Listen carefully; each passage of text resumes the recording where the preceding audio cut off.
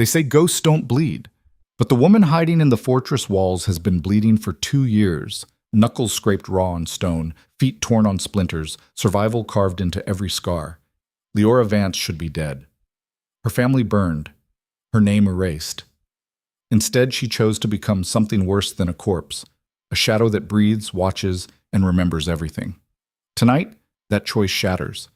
The man who rules this cold kingdom is waiting in the dark, and he knows she's real. What happens next will decide if she lives free or dies trying. Stay until the end to see how she breaks the system that tried to bury her. Hit that like button and drop a comment with your city. Let's see where you're watching from. The kitchen smelled like ash and old meat. Leora crouched in the narrow shaft above the pantry, breath shallow, fingers pressed against cold stone. She'd made this crawl 100 times. Knew every loose brick, every gap where moonlight leaked through. 2 years of silence had taught her to move like smoke, weightless, invisible, gone before anyone could blink. But tonight felt wrong. The air tasted different, sharper, like the moment before lightning strikes. She shifted her weight, peering through the ventilation grate. The kitchen below should have been empty. The servants finished hours ago. The fires banked. The Fortress Lord Darian Holt never came down here. He had people for that. Men like him didn't touch dirt or handle their own food. They gave orders from high towers and let the world spin beneath them. Yet there he sat, at the scarred wooden table in the center of the room, alone, firelight catching the hard angles of his face. No guards, no attendants. Just him, a cup of something dark, and the kind of stillness that meant he was waiting. Leora's pulse hammered. He doesn't know. He can't.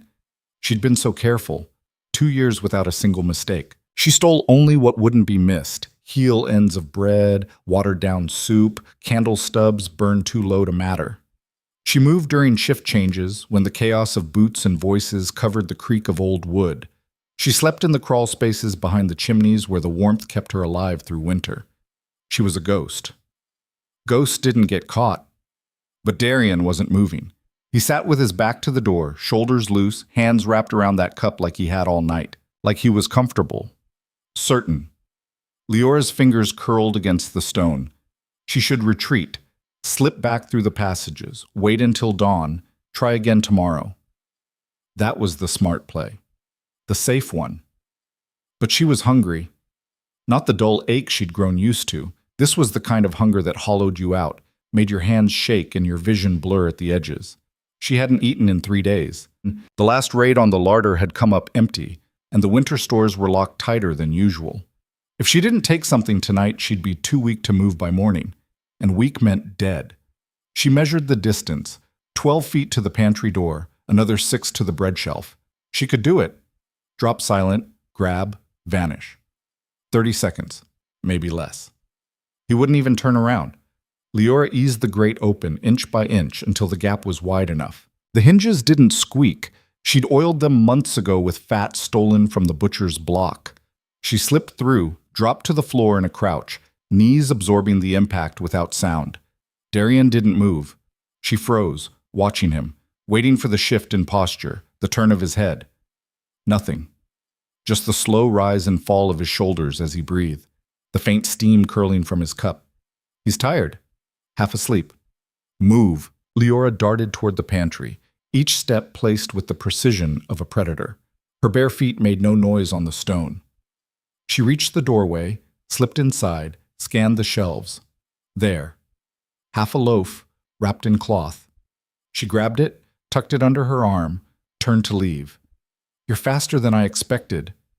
The voice was low, calm, certain. Leora's blood turned to ice. She spun, and there he was.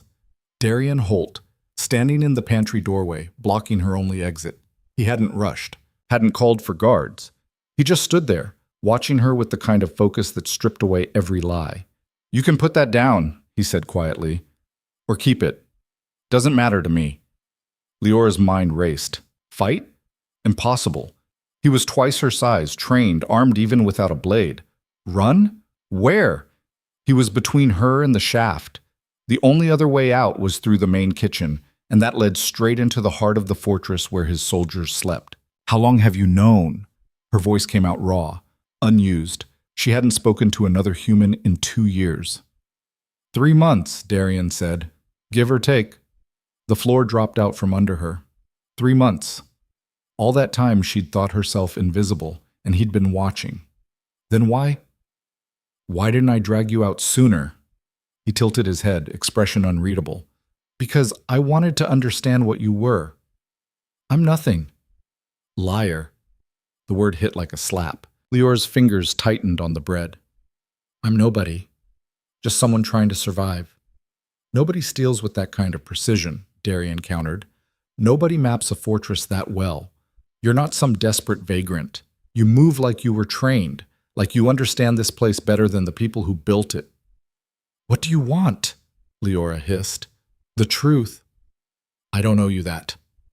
No, he agreed, but you owe yourself better than this. She wanted to laugh. Better? Better than what? Living like a rat in the walls? Better than starving and freezing and swallowing every scream until her throat bled? This was better. This was alive. Let me go, she said flatly. Where? Darian asked. Back into the dark? How much longer do you think you'll last? Long enough. You're dying. His voice didn't soften, but something shifted in his eyes. Recognition, maybe. Or pity, which was worse. I've seen it before. The way you move, favoring your left side. The tremor in your hands. You're sick, half-starved, and winter's coming harder this year. You won't make it to spring. I've made it this far. Barely. He stepped aside, clearing the doorway. So here's the deal. You can run. I won't stop you. But if you do, I'll seal the passages. Board up every gap, every grate, every crack you've been using. You'll starve in the walls and no one will even know you were real. Leora's chest tightened. Or you step out, into the light, and we talk. About what? Who you are, why you're here, and what you know about the night your family burned. The world stopped. Leora stared at him, heart pounding so hard she thought it might crack her ribs. What did you just say? Darian's expression didn't change. You heard me. You don't know anything about my family. I know someone wiped them out, he said evenly. Burned the estate, killed everyone inside, made it look like an accident, but it wasn't. Too clean, too fast. And I know one person survived. You're guessing. Am I? He leaned against the doorframe, arms crossed. Your name is Leora Vance, 16 when it happened, daughter of Gregor Vance, who held the eastern ridgelands before Castellan Merrick claimed them. You were supposed to be dead with the rest, but you weren't. You vanished. And 2 years ago, the same week you disappeared, this fortress started having irregularities. Leora's hands shook. How? I pay attention, Darian said simply. And I don't trust Merrick. The name burned. Castellan Aldrich Merrick. The man who smiled at her father's table and burned him alive 3 days later. The man who took everything, land, title, power, and called it justice. The man who hunted her through the woods like an animal until she found this place and crawled into the walls to die quietly. Except she didn't die. Why do you care? Leora whispered. Darian's jaw tightened. Because Merrick's dirty. I've known it for years, but I can't prove it. He's careful, covers his tracks, burns the evidence. His eyes locked on hers. But you're not evidence. You're a witness. I didn't see anything, Leora said quickly. I wasn't there when it happened. You were close enough to run. The words caught. She'd never said it out loud, never let herself think it clearly. I was in the barn. I heard my mother scream. By the time I got to the house, it was already burning. The doors were barred from the outside. I tried. Her voice cracked. I couldn't get them out. Darian said nothing, just waited. I ran, Leora continued, barely a whisper. Like a coward. I ran, and I hid, and I let them die. You survived, Darian corrected. That's not cowardice. That's the only reason there's any chance of justice. Justice. The word tasted bitter. There's no justice. Merrick owns the council. He owns the courts. He owns you. He doesn't own me. He's your ally. Your trade partner. You sit at the same table. Because I have to, Darian said quietly. If I challenged him without proof, He'd bury me the same way he buried your family. But if I had a witness, someone who could put him at the scene, someone with a name people remember, that changes the game." Leora laughed, harsh and broken. "I'm a ghost. No one remembers me." "They will," Darian said, "if you choose to be seen. And if I don't?" He straightened, expression hardening. "Then you die alone in the dark, and Merrick wins. Forever." The silence stretched, thick and suffocating. Leora wanted to scream at him, to tell him he was wrong, that she wasn't brave enough, smart enough, strong enough to fight a man like Merrick. She was just a girl who'd survived on scraps and luck. What could she possibly do against the man who commanded armies? But Darian wasn't wrong about one thing. She was dying. The cough that kept her awake at night. The fever that came and went. The way her bones ached even when she wasn't moving. She'd ignored it, pushed through it, told herself it was just hunger, just cold, just temporary. But it wasn't. The walls were killing her as surely as Merrick's men would have. "If I do this," Leora said slowly, "what happens to me?" "You live," Darian said, "openly, under my protection." "As what? A prisoner?" "As a guest, with your own room, real food, a healer if you need one." He paused. "And access to every record I have on Merrick. Letters, land transfers, trade agreements, everything." "Why would you risk that?" "Because I'm tired of watching him win," Darian said simply. "And because you deserve better than this." Leora searched his face for the lie, the angle, the hidden cost. But all she found was exhaustion that mirrored her own, the kind that came from carrying too much weight for too long.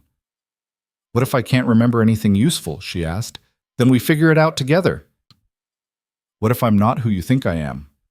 "Then I'm wrong," Darian said. "But I don't think I am." Leora looked down at the bread still clutched in her hands. 2 years, 730 days of silence, shadow, survival. She'd told herself it was enough, that staying alive was victory. But standing here, facing the first person who'd seen her in all that time, she felt the weight of what she'd lost. Her name, her voice, herself. Maybe it was time to take it back. "Okay," she whispered. Darian's shoulders relaxed slightly. "Okay? I'll try." Leora lifted her chin, meeting his eyes. "But if this goes wrong, if Merrick finds out I'm alive—" "He won't," Darian promised. "Not until we're ready." "And when we are?" "Then we burn him down," Darian said quietly. "The same way he burned your family." Leora nodded once. "Final. Then let's start." The room Darian gave her felt obscene. High ceilings, real windows with glass, and curtains that blocked the wind. A bed with blankets that didn't smell like mold. A basin of clean water, a chair, a table, a door that locked from the inside. Leora stood in the center of it, trembling, and couldn't remember how to sit down. "The healer will come in the morning," Darian said from the doorway. "Don't open the door for anyone else. If you need something, ring the bell." He gestured to a small brass bell on the bedside table. "Someone will come." Leora stared at it. "Who knows I'm here?" "Just me. For now." "What did you tell the servants?" "That I have a guest who values privacy," Darian said. "They won't ask questions." "And if they see me?" "You're under my protection," he repeated. "No one will touch you." Leora wanted to believe him, needed to. But trust was a muscle she hadn't used in years, and it ached like hell. "Get some sleep," Darian said gently. "Tomorrow, we start digging." He left, closing the door behind him. The lock clicked softly. Not trapping her in, she could open it from her side, just securing the space, making it hers. Leora sank onto the edge of the bed, legs shaking. The mattress was soft, softer than anything she'd touched since. She shoved the thought away. Couldn't go there, not yet. Instead, she unwrapped the bread she'd stolen, broke off a piece, and chewed slowly. It tasted like salt and shame and the faintest edge of hope. Outside, the fortress settled into night, boots on stone, voices in the distance. The same sounds she'd been listening to for 2 years, but different now, because she wasn't hidden, wasn't a secret. She was real. And tomorrow, she was going to start remembering everything. The healer arrived at dawn, a sharp-eyed woman named Marin who didn't waste time on pleasantries. "Strip," she ordered, setting her bag on the table. Leora blinked. "What?" "I need to see the damage. Take off your clothes." Heat crawled up Leora's neck, but she obeyed. The rags she'd been wearing fell away easily. They were barely held together anyway. She stood there, naked and shivering, as Marin circled her with the efficiency of a butcher inspecting meat. "Malnutrition," Marin muttered, pressing fingers against Leora's ribs. "Probable pneumonia, infected cuts on your feet. When did you last eat a real meal?" "I don't know," Leora admitted. "Before the walls?" "Yes." Marin swore under her breath. "Sit." Leora sat. Marin pulled out jars, bandages, a wicked-looking needle. For the next hour, she cleaned wounds Leora had stopped noticing, stitched cuts that had festered, and forced bitter tea down her throat that tasted like dirt and fire. "You'll live," Marin said finally, packing up her supplies. "But barely. If you'd stayed in those walls another month, I'd be preparing a corpse." "I know." "Do you?" Marin's eyes were hard. "Because most people who survive what you did don't want to live. They just haven't figured out how to die yet." Leora's throat tightened. "I'm not—" "You are," Marin interrupted. "I've seen it 100 times. That look in your eyes, like you're already gone, just waiting for your body to catch up." She leaned in close. "But here's the thing, girl. You're not dead. You're here. And if Lord Darien's putting his neck out for you, the least you can do is act like you deserve it. I don't—" "Shut up," Marin snapped. "I don't care what you think you deserve. I care about keeping you alive long enough to matter. So you're going to eat. You're going to sleep. You're going to take the medicine I leave and follow every damn instruction I give. Understood?" Leora swallowed. "Yes." "Good." Marin stood, slinging her bag over her shoulder. "I'll be back tomorrow. Don't do anything stupid." She left, and Leora was alone again. Except she wasn't. Not really. Because an hour later, Darien knocked softly and entered with a tray of food. Real food. Bread, cheese, dried fruit, soup that steamed and smelled like rosemary. "Eat," he said, setting it down. "Then we talk." Leora ate. Slowly at first, because her stomach had shrunk and every bite felt like swallowing glass. But hunger won, and she finished it all, scraping the bowl clean. Darien watched without comment.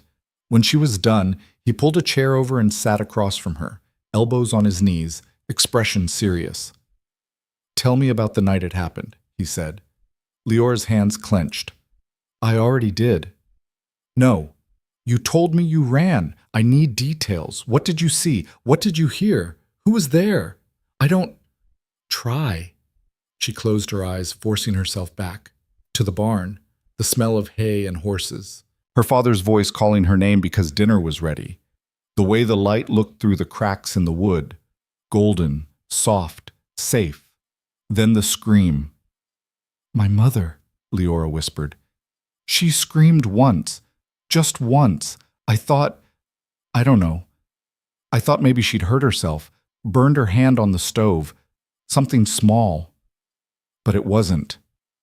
"No," Leora's voice cracked. "I ran to the house. The front door was shut. Barred. I could hear—" She stopped, chest heaving. "What did you hear?" Darien pressed gently.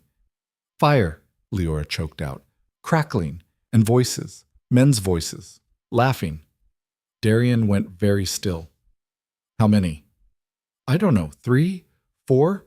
I couldn't—" She shook her head. "I tried to get in. I pulled on the door, screamed for them to open it, but it wouldn't move. And then I saw him." "Merrick?" "No." Leora opened her eyes, meeting Darien's gaze. "His captain, Garvin." Darien's jaw tightened. "You're sure?"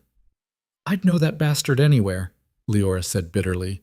"He used to come to the estate, smiled at me like I was a child. Told me I'd grow up pretty." She spat the words. "He was standing by the side of the house, watching it burn. Just watching. Like it was a show." "Did he see you?" "I don't think so. I was—" Leora gestured vaguely. "The barn shadows, the smoke. Everything was chaos. I ran before he could turn around." "Where did you go?" The woods. I knew the trails better than anyone, spent half my childhood out there. I thought if I could just get deep enough, they wouldn't follow. But they did. For 3 days, Leora said quietly.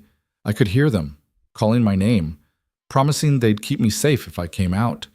She laughed bitterly. Like I was stupid enough to believe that. How did you lose them? The river. I jumped in, let the current take me downstream. Almost drowned. But when I crawled out, they were gone. She shrugged. I wandered for a week. No food, no plan, just walking. And then I found this place and decided to disappear. What else was I supposed to do? Leora demanded. Go to the authorities? Merrick is the authorities. He owns the council, the courts, the soldiers. Who was going to believe a dead girl with no proof? Me, Darian said simply. Leora stared at him. Why?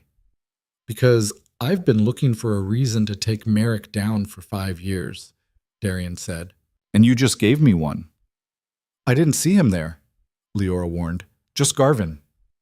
Garvin doesn't move without orders, Darian countered. If he was there, Merrick sent him. And if I can prove that, if I can connect Garvin to the fire and Garvin to Merrick, then I can build a case. With what evidence? Leora asked. My word against his? For a start. Darian leaned forward. But there's more. Land transfers. Your father's estate went to Merrick within a week of the fire. That's not coincidence, that's motive. And I have copies of the deeds, the signatures. If we can show the transfer was planned before the fire, that's conspiracy. Leora's heart pounded. You really think you can do this? I think we can, Darian corrected. But it's going to take time, and it's going to be dangerous. If Merrick finds out you're alive, he'll come for you. Let him, Leora said coldly. I've been waiting 2 years to look that bastard in the eye. Darian studied her for a long moment. You mean that? Every word. He nodded slowly. Then we're going to need a plan. Over the next 2 weeks, Leora learned to live again. She ate 3 meals a day, simple food, carefully portioned so her stomach could adjust. She slept in a real bed, under real blankets, and slowly, the nightmares started to fade. Marin came every morning with medicine and sharp comments, and Leora found herself almost looking forward to the brusque efficiency. But most of her time was spent with Darian. They worked in his private study, a cluttered room lined with books, maps, and ledgers. He taught her to read land deeds, trace ownership chains, spot forgeries. She taught him the layout of her father's estate, drew maps from memory, listed every visitor who'd come in the months before the fire. And slowly, piece by piece, a picture emerged. Merrick had been planning the takeover for at least a year. Letters showed him courting allies, bribing officials, maneuvering her father into debt. The fire wasn't random, it was the final move in a carefully orchestrated campaign. He's meticulous, Darian muttered one evening, flipping through a stack of correspondence. Every step documented, every bribe recorded. Then why hasn't anyone stopped him? Leora asked. Because no one's connected the pieces, Darian said. He spreads it out, uses intermediaries, covers his tracks with legitimate business. On paper, he's clean. But we know better. We do. Darian looked up, eyes sharp. But knowing isn't enough. We need to prove it in a way the council can't ignore. How? Testimony, Darian said, from someone they can't dismiss. Me. You. Leora's stomach twisted. They'll tear me apart. Probably, Darian agreed, but you'll be alive to feel it, and that's more than Merrick wanted. She couldn't argue with that. 2 weeks became 3. Leora grew stronger. The cough faded. The weight came back slowly. Not much, but enough that she didn't feel like she'd shatter at a touch. Marin pronounced her annoyingly resilient and cut the visits to every other day. And through it all, Darian was there. Patient, steady. Never pushing too hard, but never letting her retreat either. He treated her like an equal, not a victim, not a charity case, just someone worth listening to. It was strange, uncomfortable, and something Leora hadn't realized she needed. One night, as they worked late reviewing witness statements, she finally asked the question that had been gnawing at her. Why are you really doing this? Darian glanced up from the ledger he was reading. What do you mean? This, Leora gestured at the papers spread between them. All of it. You could have turned me in, could have ignored me, Could have sealed the walls and let me die quietly. Why didn't you? Darian was quiet for a long moment. Then he set down the ledger and leaned back, scrubbing a hand over his face. My brother, he said finally. Leora blinked. What? I had a brother, Darian continued, voice low. Younger, smarter, better at everything I wasn't. He was supposed to inherit this place, and I was fine with that. I didn't want it. He paused. But Merrick did. Leora's breath caught. What happened? Hunting accident, Darian said bitterly. That's what the official report says. Arrow through the chest. Clean shot. No witnesses except Merrick, who swore it was a mistake. But it wasn't. No. Darian's jaw tightened. My brother was the best archer I've ever seen. He wouldn't have missed. And Merrick? He stopped, shaking his head. Merrick wanted this fortress. The trade routes it controls, the alliances it holds. My brother was in the way. So he killed him. I can't prove it, Darian said quietly. But I know. Leora understood. That bone-deep certainty that came from living through betrayal. The kind that didn't need evidence because you felt it in your marrow. I'm sorry, she said. Don't be. Darian met her eyes. Just help me make sure he doesn't win again. I will, Leora promised. And she meant it. Because Merrick hadn't just stolen her family. He'd stolen futures, possibilities, the lives people were supposed to live. And it was time someone made him pay for that. The question was how. But as Leora sat there, surrounded by evidence and lit by candlelight, she realized something important. She wasn't alone anymore. And that changed everything. The first crack in their fragile alliance came on a Tuesday. Leora was in the study, cross-referencing land deeds with tax records, when she heard voices in the corridor outside. Male. Harsh. Getting closer. Don't care what excuses you have, Holt. The council wants answers. Her blood went cold. She knew that voice. Rough as gravel, sharp as a blade. Captain Garvin. The door swung open before she could move. Darian entered first, face carefully blank, followed by two men in the gray and crimson of Merrick's guard. Garvin walked behind them, thumbs hooked in his belt, eyes scanning the room with the lazy confidence of a predator. Those eyes landed on Leora. She froze, half risen from her chair, papers still clutched in her hands. For one terrible second, she was 16 again, hiding in the barn shadows, watching this man's silhouette against the flames. Garvin's gaze slid over her without recognition, dismissed her as irrelevant, just another servant, another piece of furniture. Didn't know you kept company while working, my lord, Garvin drawled, smirking. Should I come back?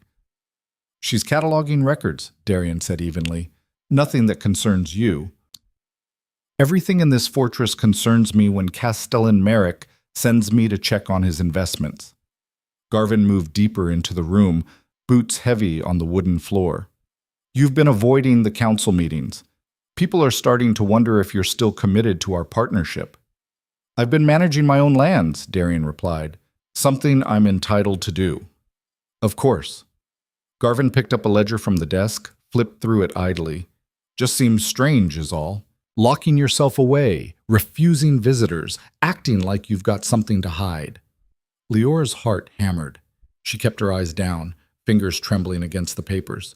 If Garvin looked too close, if he saw her face clearly, her hair, anything that might trigger memory.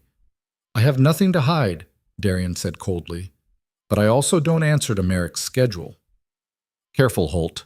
Garvin's smile didn't reach his eyes. The Castellan's been good to you. Wouldn't want to jeopardize that over pride. Is that a threat? A reminder. Garvin tossed the ledger back onto the desk. Council meeting, 3 days. Don't miss it. He turned toward the door, then paused, glancing back at Leora. You, girl. What's your name? Leora's mouth went dry. She couldn't speak, couldn't breathe. She doesn't talk much, Darian cut in smoothly. Mute since birth. Useful for filing, less so for conversation. Garvin grunted. Shame. Pretty thing like that. He walked out, his men following, and the door clicked shut behind them. Leora's legs gave out. She collapsed into the chair, shaking so hard her teeth rattled.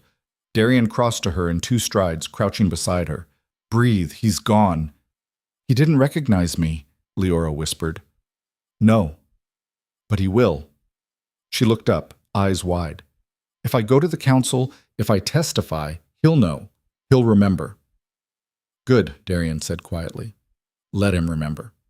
Let him see what he failed to kill. You don't understand. Leora grabbed his arm, nails digging in. That man hunted me. For days. He would have killed me himself if he'd found me. And now you want me to stand in front of him and…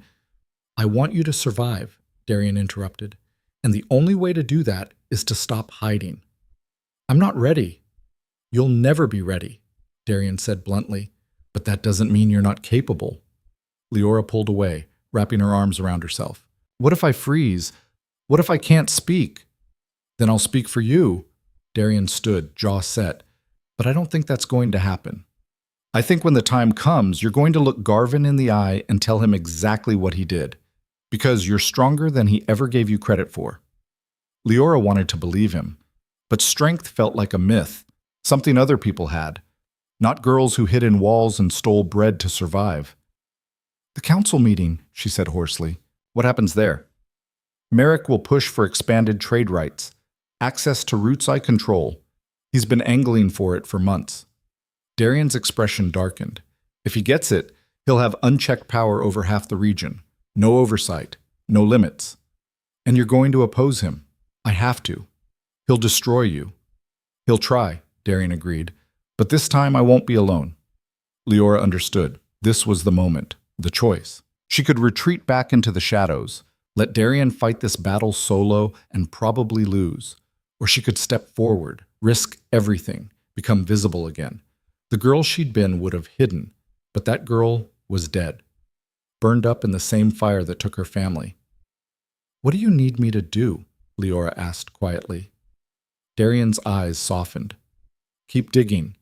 Find every connection between Garvin and that fire. Letters, payments, anything that puts him at your estate that night. We need proof so solid even Merrick can't talk his way out of it. And then? Then we bring it to the council, and we dare them to ignore a survivor. The next 2 days blurred together in a frenzy of research. Leora barely slept, barely ate, driven by the gnawing certainty that time was running out. She tore through records, cross-referenced witness statements, mapped timelines until her vision swam. And then she found it.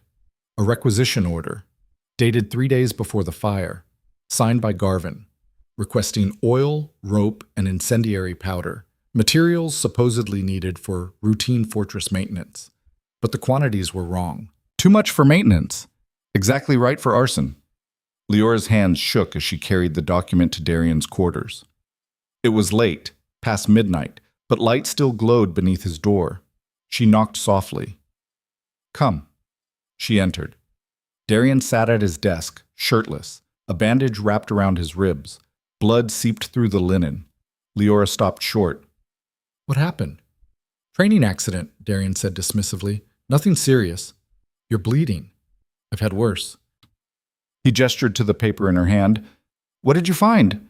Leora hesitated, then crossed to him, setting the requisition order on the desk. This. 3 days before the fire. Garvin ordered materials that match what would have been used to burn my family's estate. Darian scanned the document, eyes narrowing. This is good. Damning, even. But it's circumstantial. A defense could argue the materials were for legitimate purposes. What if we match it to the burn patterns? Leora pressed. The way the fire spread, it wasn't natural. It was deliberate, accelerated. If we can show the materials Garvin ordered align with the evidence from the scene, we'd need an expert, Darian said, someone who understands arson investigation. Do you know anyone?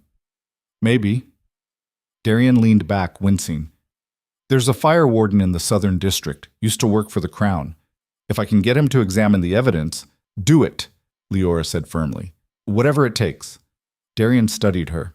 You're sure about this? Once we start making noise, Merrick will know something's wrong. He'll come after you.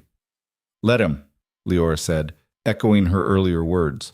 But this time she meant them deeper, felt them settle into her bones like steel. I'm done being afraid. Something shifted in Darian's expression. Respect, maybe.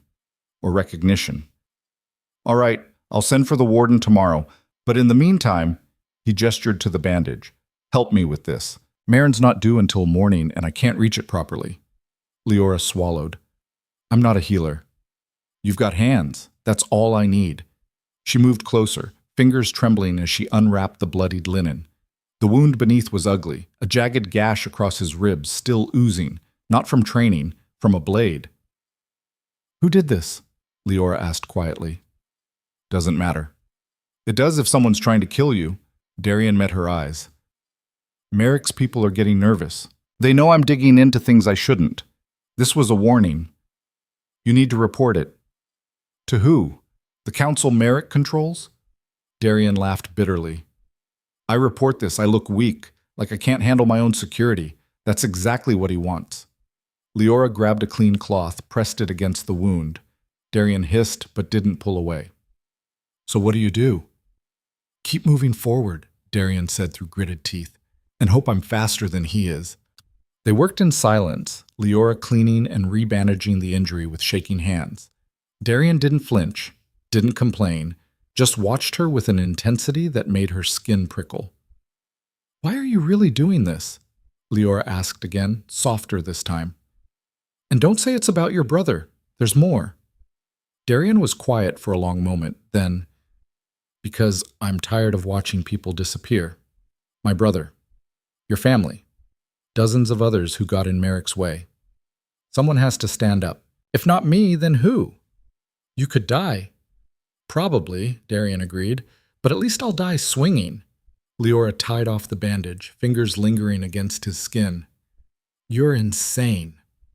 So are you, Darian said, or you wouldn't be here. She couldn't argue with that. The fire warden arrived 2 days later, a grizzled man named Torin with burn scars covering half his face and hands that never stopped shaking.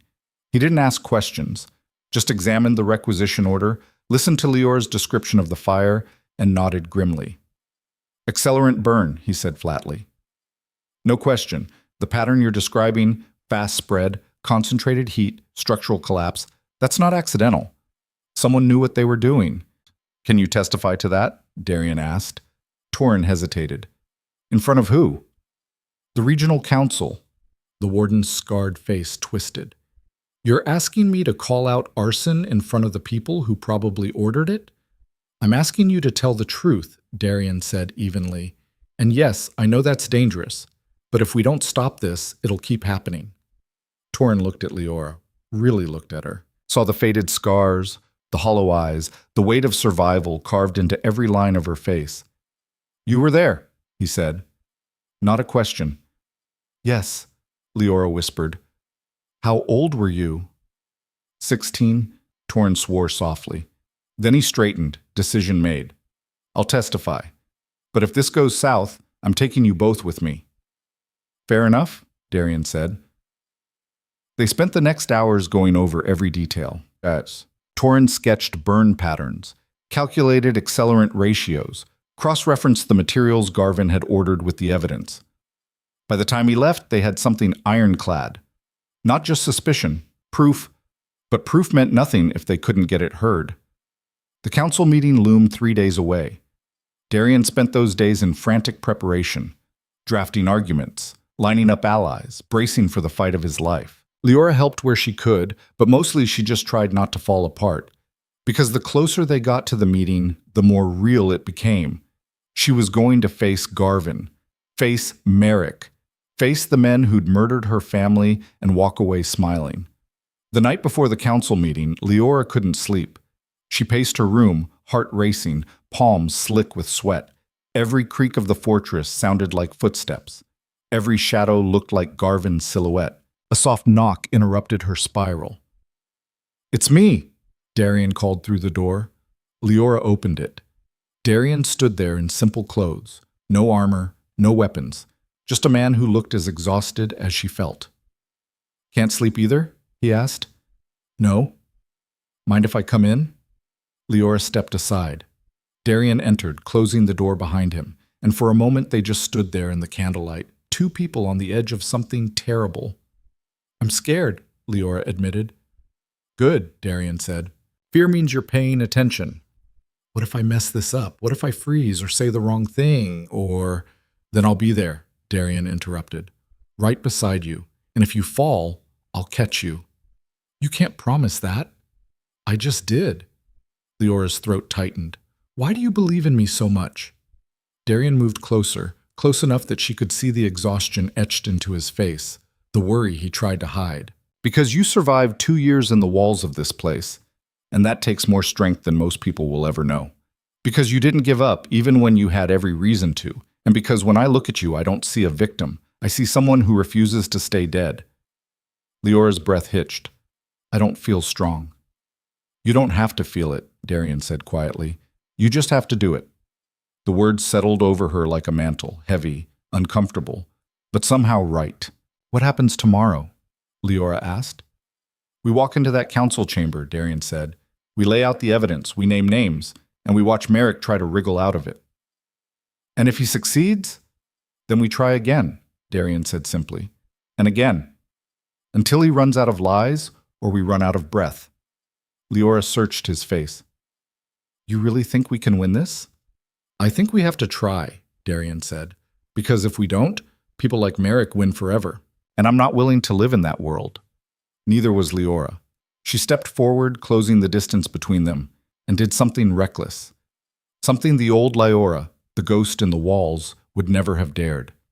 She took Darian's hand.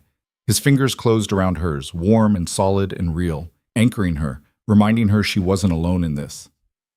"Thank you," Leora whispered. "For what?" "Seeing me." Darian's expression softened. "I'll always see you." They stood there in the quiet, hands clasped, until the candle burned low and exhaustion finally pulled them towards sleep.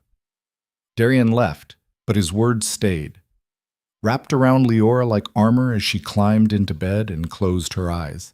Tomorrow, she would stop being a ghost. Tomorrow, she would become a witness, and nothing would ever be the same. The council chamber was carved from stone, circular, with tiered seating that rose like an amphitheater. Leora stood at the center, beside Darian, feeling the weight of a dozen eyes pressing down on her. Castellan Merrick sat at the highest tier, draped in fine silks, silver rings glittering on every finger.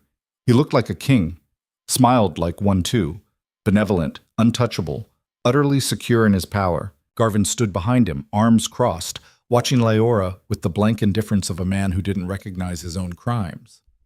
Darian stepped forward. "Honored council members, I've called this session to present evidence of criminal conspiracy, specifically the murder of House Vance and the illegal seizure of their lands." Murmurs rippled through the chamber. Merrick's smile didn't waver. "A serious accusation, Lord Holt," Merrick said smoothly. "I assume you have proof?" "I do."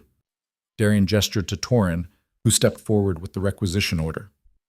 3 days before the Vance estate burned, Captain Garvin ordered materials consistent with arson: oil, rope, incendiary powder, far more than necessary for routine maintenance.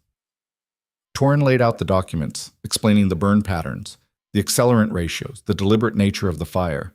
His voice was steady, professional, damning. When he finished, Merrick leaned back, expression thoughtful. "Interesting theory, but circumstantial at best. Captain Garvin oversees fortress security. Such requisitions are well within his duties." "Not in those quantities," Darian countered, "and not 3 days before a noble house mysteriously burns to the ground." "Coincidence," Merrick said lightly. "Tragic, certainly, but coincidence." "It wasn't coincidence," Leora said. The room went silent. All eyes turned to her. Merrick's smile faltered. Garvin's expression sharpened, recognition flickering at the edges. "Who are you?" Merrick asked carefully. Leora lifted her chin. "Leora Vance, daughter of Gregor Vance, the girl you tried to kill." Garvin went white. Merrick's mask cracked, just for a second, before smoothing back into place. "Impossible," Merrick said. "The Vance family perished in that fire.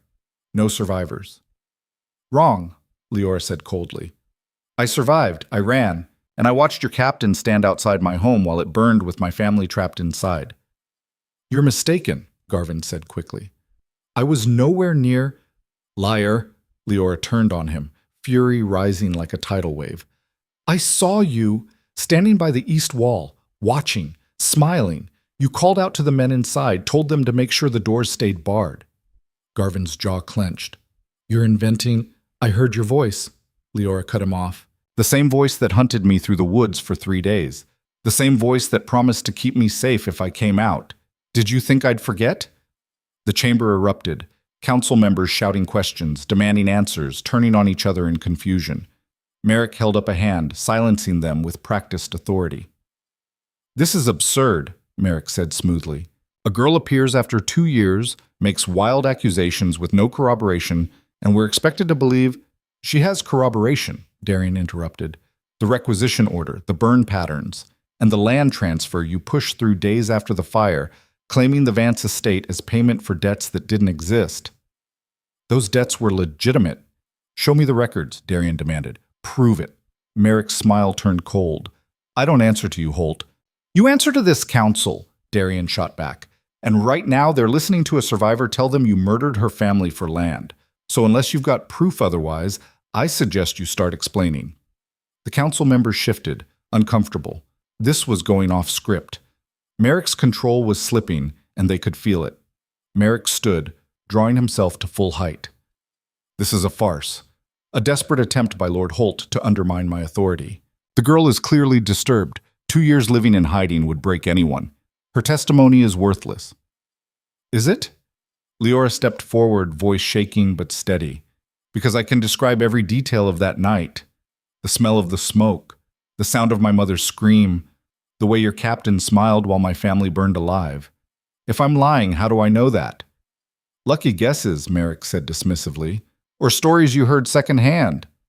Then explain the requisition order, Leora pressed. Explain why your captain needed arson materials 3 days before my house burned. Explain why you claim my family's lands within a week. Explain all of it, Castellan. Or admit what you are. Merrick's expression darkened. Careful, girl. Accusations without proof can be dangerous. So can truth, Leora said quietly. But I'm done being afraid of you. The chamber held its breath. Merrick and Leora locked eyes. Predator and prey, except the prey refused to run. Finally, Merrick turned to the council. I move to dismiss this session. The accusations are baseless, the evidence circumstantial at best.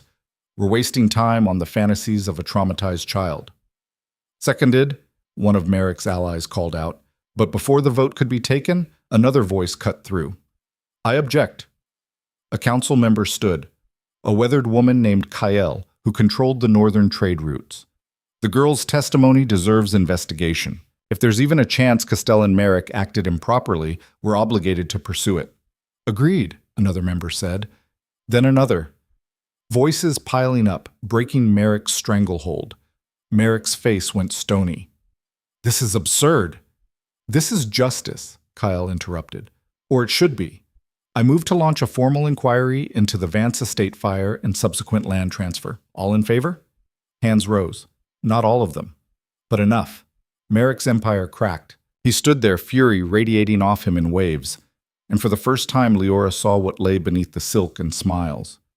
A man who'd clawed his way to power over bodies and lies, and who would burn the world rather than lose it. You'll regret this, Holt, Merrick said quietly. Probably, Darian agreed, but at least I'll sleep at night. Merrick swept from the chamber, Garvin trailing behind, and the room erupted into chaos. Leora stood at the center of it all, shaking, barely breathing, realizing what she'd just done. She'd declared war, and there was no going back. If you or someone you know is having a difficult time, free support is available. Darian's hand closed around Leora's arm the moment the council chamber doors shut behind them. He didn't speak, just pulled her through the corridor at a pace that bordered on running, his grip tight enough to bruise. Where are we going? Leora asked, stumbling to keep up. Somewhere Merrick's people can't reach you. He wouldn't dare. He just lost control of the council, Darian cut her off. In front of witnesses. You think he's going to let that stand? They descended a narrow stairwell Leora had never seen before, spiraling down into darkness. The air grew colder, damper. The walls pressed in until they were barely shoulder-width apart. Finally, Darian stopped at an iron door, yanked it open, and shoved her inside. The room beyond was small, windowless, lit by a single oil lamp, stone walls, a cot, a table with water and dried rations, a cell. Leora spun on him. You're locking me up? I'm keeping you alive, Darian said flatly. Merrick knows who you are now, where you've been hiding. He'll send people, tonight probably, and I can't protect you if you're exposed. So I go back to living in a cage? It's temporary, Darian insisted, just until the inquiry gains traction. Once the council starts digging, Merrick won't risk moving against you openly. And what about you? Leora demanded. He threatened you too. I can handle myself. That's not an answer. Darian's jaw tightened. I have guards, allies. You have me, and right now that's not enough. Leora wanted to argue, to scream that she hadn't clawed her way out of the walls just to get shoved back into another prison. But the fear in Darian's eyes, real, raw fear, stopped her cold. He was terrified. For her. How long? Leora asked quietly. A few days, maybe a week. Darian ran a hand through his hair. The council's moving fast. Kale's already subpoenaed Merrick's financial records. If we can prove the land transfer was fraudulent, the rest will unravel. If. When, Darian corrected. Trust me. Leora looked around the tiny room. 4 walls, 1 door. The same kind of space she'd sworn she'd never inhabit again. But this time there was a difference. This time someone was fighting for her on the outside. Okay, Leora said, but I want updates. Every day. No matter what. Deal. Darian moved toward the door, then hesitated. Leora, what you did up there, that took guts. Or stupidity. Maybe both, Darian admitted. But you changed the game. Merrick's scared now, and scared men make mistakes. Let's hope he makes them before I lose my mind down here. Darian almost smiled. Then the door closed, the lock clicked, and Leora was alone again. She sank onto the cot, wrapped her arms around her knees, and tried not to feel like she was suffocating. The first night passed in silence. The second brought footsteps above. Heavy boots, shouted orders, the unmistakable sounds of a search. Leora pressed her ear to the door, heart hammering, listening to Darian's voice somewhere distant, calm and cold, as he turned away whoever had come looking. The third night, Marin arrived. The healer slipped through the door like a shadow, carrying a basket of supplies, and wearing an expression that could have curdled milk. You look like hell, Marin said bluntly. Thanks, Leora muttered. You're a ray of sunshine as always. Don't get mouthy. Marin set the basket down, pulled out bandages and salve. Strip. I'm fine. You're a mess. Strip, or I'll do it for you. Leora obeyed, too tired to fight. Marin examined her with the same brisk efficiency as always, tisking at the weight Leora had lost again from stress, the bruises forming on her arms from nervous picking. You keep this up, you'll undo all my work, Marin grumbled, smearing salve over the raw patches. What's eating you? Being locked in a box while Merrick plots my murder? Leora suggested acidly. Fair. Marin wrapped a bandage around Leora's forearm. But there's more. I can see it. You're wound tighter than a spring. Leora was quiet for a moment, then, what if it doesn't work? The inquiry. What if Merrick buries the evidence, buys off the council, walks away clean? Then you try again, Marin said simply. With what? I already played my only card, showed my face. If this fails, it won't, Marin interrupted. You know why? Why? Because Darian won't let it. Marin's eyes were sharp.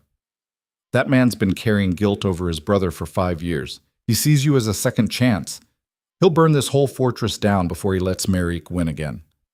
That's not reassuring. It's not meant to be, Marin said. It's meant to be true. She finished the bandaging, packed up her supplies. Get some sleep. You look like death. Hard to sleep when you're waiting to die. Then don't wait, Marin said. Live.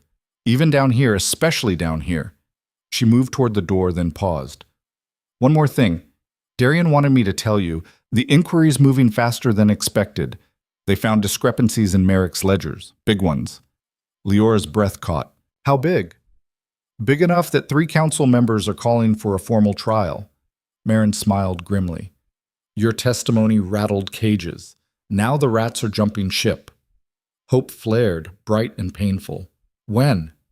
Soon, Marin said. Be ready. Then she was gone, and Leora was alone with the fragile, dangerous thing called possibility. The trial was set for 6 days later. Darian came himself to deliver the news, slipping into the cell at dawn with bread, cheese, and an expression caught between triumph and terror.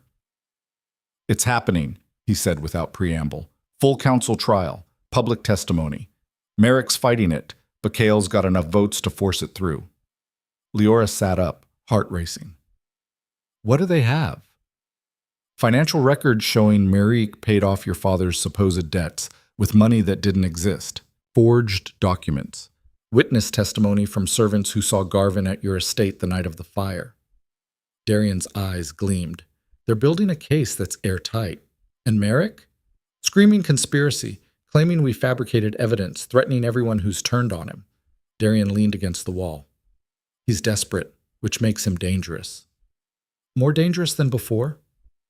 "Exponentially." Darian met her gaze. "He knows this is it. If the trial goes forward and we win, he loses everything. Title, land, freedom. Men like that don't go quietly." "You think he'll run?" "I think he'll fight." Darian's voice dropped. "And I think he'll come for you first." Leora's stomach twisted. "When's the trial?" 4 days. "That's not enough time." "It has to be," Darian said. "Cale's pushing it through before Merrick can regroup. We move fast, or we lose the advantage." "What do you need me to do?" "Testify," Darian said simply. "Tell them everything. Don't hold back. Don't soften it. Make them see what he did." "And if I freeze, if I can't, you will," Darian said with a certainty that made Leora's chest ache. "Because you've already done the hard part. You survived. Everything else is just proof."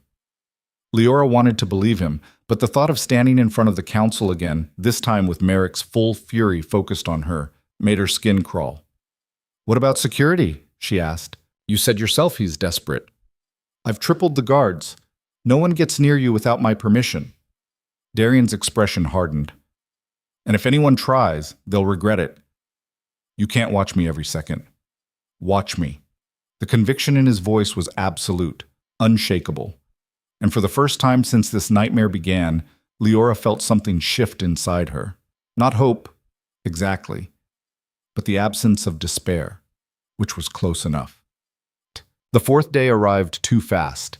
Leora spent the hours before the trial pacing, rehearsing, trying to calm the storm in her chest. Marin came one last time, checked her over, declared her fit enough to stand without fainting, and left with a gruff command to breathe. Darian arrived at noon, dressed in formal blacks, expression grave. "It's time," he said. Leora nodded, throat too tight to speak. She followed him up the narrow stairs, through corridors she'd once haunted as a ghost, into the blinding light of the main hall. The council chamber was packed, every seat filled. Spectators lined the walls, nobles, merchants, common folk who'd somehow gotten word. The air hummed with tension, thick enough to choke on. Merrick sat at the defendant's table, flanked by lawyers, looking every inch the persecuted nobleman. His expression was smooth, confident, like he'd already won. Garvin stood behind him, arms crossed, watching Leora with flat, dead eyes. Darian led her to the witness stand, a raised platform in the center of the room exposed on all sides. Leora climbed the steps on shaking legs, gripped the railing, and faced the council. Kael presided, her weathered face impassive. She banged a gavel, and the room fell silent. "This trial concerns the murder of House Vance and the fraudulent seizure of their lands," Kael announced. "We will hear testimony, review evidence, and render judgment. Castellan Merrick, you stand accused of conspiracy to commit murder, arson, and land fraud. How do you plead?" "Not guilty," Merrick said smoothly. "These charges are baseless. A vendetta orchestrated by Lord Holt to undermine my authority." "We'll let the evidence decide that," Kael said. She turned to Leora. "Miss Vance, you claim to be the sole survivor of the fire that destroyed your family's estate. Is that correct?" "Yes," Leora said, voice steadier than she felt. "Tell us what happened that night." Leora took a breath. Then she began. She described the barn, the scream, the locked doors, Garvin's silhouette against the flames, the hunt through the woods. Every detail she'd buried for 2 years came pouring out in a torrent of words that left her breathless and shaking. When she finished, the room was silent. Kael leaned forward. You're certain it was Captain Garvin you saw? I'd know him anywhere, Leora said, looking directly at Garvin. He stood there and watched my family burn. Then he hunted me like an animal. Garvin's jaw tightened, but he said nothing. Do you have proof of this? One of Merrick's lawyers asked. I have testimony, Leora said, and the requisition order showing Captain Garvin ordered arson materials 3 days before the fire. Circumstantial, the lawyer said dismissively. It's a pattern, Darian cut in, standing. The requisition, the fire, the land transfer that happened suspiciously fast. Taken together, it's damning. It's coincidence, Merrick said coldly. Nothing more. Then explain the forged debt records, Kael said, sliding a stack of documents across the table. These show you claiming House Vance owed you money that never existed. That's fraud. Merrick's expression flickered. Those records are legitimate. They're fabrications, Kael interrupted. We've had experts verify them. The signatures don't match. The dates are inconsistent. You manufactured a debt to justify stealing land. That's absurd. Is it? Kyle's voice cut like a blade. Because it looks to me like you planned this months in advance. Positioned yourself. Waited for the right moment. Then sent your captain to eliminate the Vance family and claim their holdings. Speculation, Merrick snapped. Fact, Cale corrected. Backed by evidence, testimony, and a survivor who refuses to stay silent. The room erupted. Council members shouting, spectators murmuring, Merrick's lawyers scrambling. Leora stood at the center of it all, heart pounding, watching Merrick's mask finally crack. He stood, fury radiating off him in waves. This is a farce. You're condemning me based on the ravings of a disturbed girl and fabricated evidence. The evidence is real, Darian said quietly, and so is she. Merrick turned on him, eyes blazing. You've orchestrated this entire charade, poisoned the council against me, all because you couldn't accept your brother's death. My brother was murdered, Darian said flatly, just like the Vance family, and you're going to pay for both. You have no proof. I have enough, Darian said. And when this council strips you of everything, you'll spend the rest of your life knowing a ghost brought you down. Merrick's control shattered. He lunged across the table, reaching for Darian, and chaos exploded. Guards rushed forward. Garvin moved to intercept. Darian shoved Leora behind him, one hand going to the blade at his hip.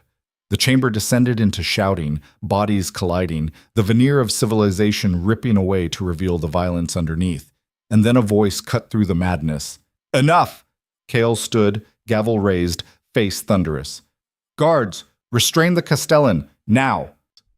Merrick fought as they grabbed him, snarling curses, but numbers won. They dragged him back, forced him into his seat, held him there while he raged. Cale waited until the room settled. Then she spoke, voice cold as winter. Based on the evidence presented and the testimony given, this council finds Castellan Aldrich Merrick guilty of conspiracy to commit murder, arson, and fraud. Sentencing will be determined after further deliberation, but effective immediately, all titles, lands, and holdings are forfeit. The words hit like thunder. Merrick went still, silent. The fight drained out of him, replaced by something worse, cold, calculating hatred. He looked at Leora, really looked at her, and smiled. You think you've won, he said quietly, but you've just painted a target on your back. I have friends, allies, people who owe me favors, and when they come for you, and they will, there won't be enough of you left to bury. Leora's blood ran cold. Darian stepped forward, voice lethal. Touch her, and I'll end you myself. You can try, Merrick said, but you can't watch her forever. Guards dragged him from the chamber, still smiling, and the room exhaled. Leora stood frozen, Merrick's words echoing in her skull. She'd won. The council had ruled in her favor. Justice had been served. So why did she feel like she'd just signed her own death warrant? The celebration was brief. Council members congratulated Leora with wary smiles, careful not to get too close, already calculating how the shift in power affected their own positions. Kael shook her hand, expression approving but distant, and within an hour the chamber had emptied. Darian led Leora back to his study, closed the door, and poured 2 glasses of something dark and strong. Drink, he ordered. Leora obeyed. The liquor burned going down, but it steadied her hands. We won, she said numbly. We did, Darian agreed. So why does it feel like we lost? Darian set down his glass. Because Merrick's right. He does have allies. People who benefited from his schemes. And now that he's going down, they'll be scrambling to cover their tracks. Meaning? Meaning you're a loose end, Darian said bluntly. A witness who can connect them to Merrick's crimes. They'll want you silenced. Leora's chest tightened. So what do we do? We finish this, Darian said. The council's launching a broader investigation into Merrick's network. We feed them names, evidence, everything we've got. We burn his empire to ash so there's nothing left to threaten you. And how long will that take? Weeks, maybe months. I can't hide for months, Leora said desperately. I can't go back to living in the dark. You won't, Darian promised. I'll keep you safe, whatever it takes. How? Leora demanded. You're one man. Merrick's allies are everywhere. You can't. The door exploded inward. Leora screamed. Darian spun, blade already drawn, as 3 figures in dark cloaks rushed in. No armor, no insignia, just weapons and lethal intent. Assassins. Darian met the first one head-on, steel clashing, driving the attacker back. The second came at him from the side. The third went straight for Leora. She dove behind the desk, hands scrambling for anything. A paperweight, a letter opener, something. Her fingers closed around an iron candlestick just as the assassin rounded the desk. He grabbed her by the hair, yanked her up. Leora swung the candlestick with everything she had. It connected with his temple. The assassin staggered, grip loosening. Leora hit him again, and again, until he dropped, blood pooling beneath his head. She stood there, shaking, candlestick dripping red, and realized she'd just killed someone. Across the room, Darian finished the second assassin, driving his blade through the man's chest. The first was already down, throat cut, eyes staring at nothing. Silence fell. Heavy. Final. Darian crossed to Leora, pulled the candlestick from her numb fingers. Are you hurt? No, I don't think so. Leora's voice sounded distant, unreal. Good. Darian moved to the bodies, searching them quickly. No identification, no marks, just cheap blades and cheaper lives. Merrick sent them, Leora whispered. Probably. Darian straightened, which means he's moving faster than I expected. What do we do? Darian's expression hardened. We leave. Tonight. Before he sends more. Leave where? Your family's estate, Darian said. Or what's left of it. The land's been returned to you. We go there. Fortify. And finish this where it started. Leora stared at him. You want me to go back? I want you alive, Darian said. And right now, that means getting out of this fortress before Merrick's allies tear it apart looking for you. Leora looked at the bodies. The blood. The evidence of how close she'd come to dying. And realized Darian was right. Staying here meant death. Going back meant facing the place that had haunted her for 2 years. But it also meant taking control. Reclaiming what was stolen. Standing on ground that was hers by right and daring Merrick's people to come for her. Okay, Leora said. Let's go home. They left before dawn, slipping out through the same hidden passages Leora had once used to survive. Darian brought 4 guards, men he trusted with his life. They moved fast, silent, weapons ready for ambush that never came. The ride took 6 hours. Through forests Leora had run through bleeding and terrified. Past the river that had nearly drowned her. Over hills she'd memorized in nightmares. And then, finally, the estate. Or what remained of it. The main house was a blackened skeleton. Walls collapsed, roof gone. Charred timbers reaching toward the sky like broken fingers. The barn still stood, half-rotted. The fields had gone wild, overrun with weeds and brambles. It looked like a grave. Leora dismounted, legs shaking, and walked toward the ruins. Each step felt like wading through water, heavy, resistant, wrong. She reached the threshold, what used to be the front door, and stopped. Darian came up beside her. We don't have to do this now. Yes, we do, Leora said quietly. If I don't face it, I'll never be free. She stepped inside. The interior was worse. Ash everywhere. Collapsed furniture. The acrid smell of old smoke still clinging to the stones. and in the center of what used to be the main hall, scorch marks darker than the rest, where her family had died. Leora sank to her knees, hands pressed against the cold stone, and finally let herself cry. Not the silent tears of survival, but the deep, wrenching sobs of grief too long buried. Darian stood guard, silent, giving her space. The guards spread out, securing the perimeter, and Leora mourned the people she'd lost and the girl she'd been before the fire. When the tears finally stopped, she stood, wiped her face, turned to Darian with eyes red but clear. "I want to rebuild," she said. Darian nodded. "Then we will. And I want to finish this. Every single person who helped Merrick, I want them exposed, destroyed." "That'll take time," Darian warned. "I have time," Leora said. "I've been dead for 2 years. I can be patient a little longer." Darian smiled grimly. "Then let's get to work." They spent the rest of the day organizing, setting up camp in the barn, posting guards, sending word to the council that Leora had claimed her inheritance and was prepared to defend it. As night fell, Leora stood at the edge of the property, looking out over land that was hers again. Broken, burned, but hers. Behind her, the barn glowed with firelight. Voices drifted on the wind, Darian's men talking, joking, settling in for the long watch. And for the first time in 2 years, Leora felt something she'd almost forgotten. Home. She turned back toward the light, ready to walk into it, when movement caught her eye. A figure, standing at the tree line, watching. Leora's heart stopped.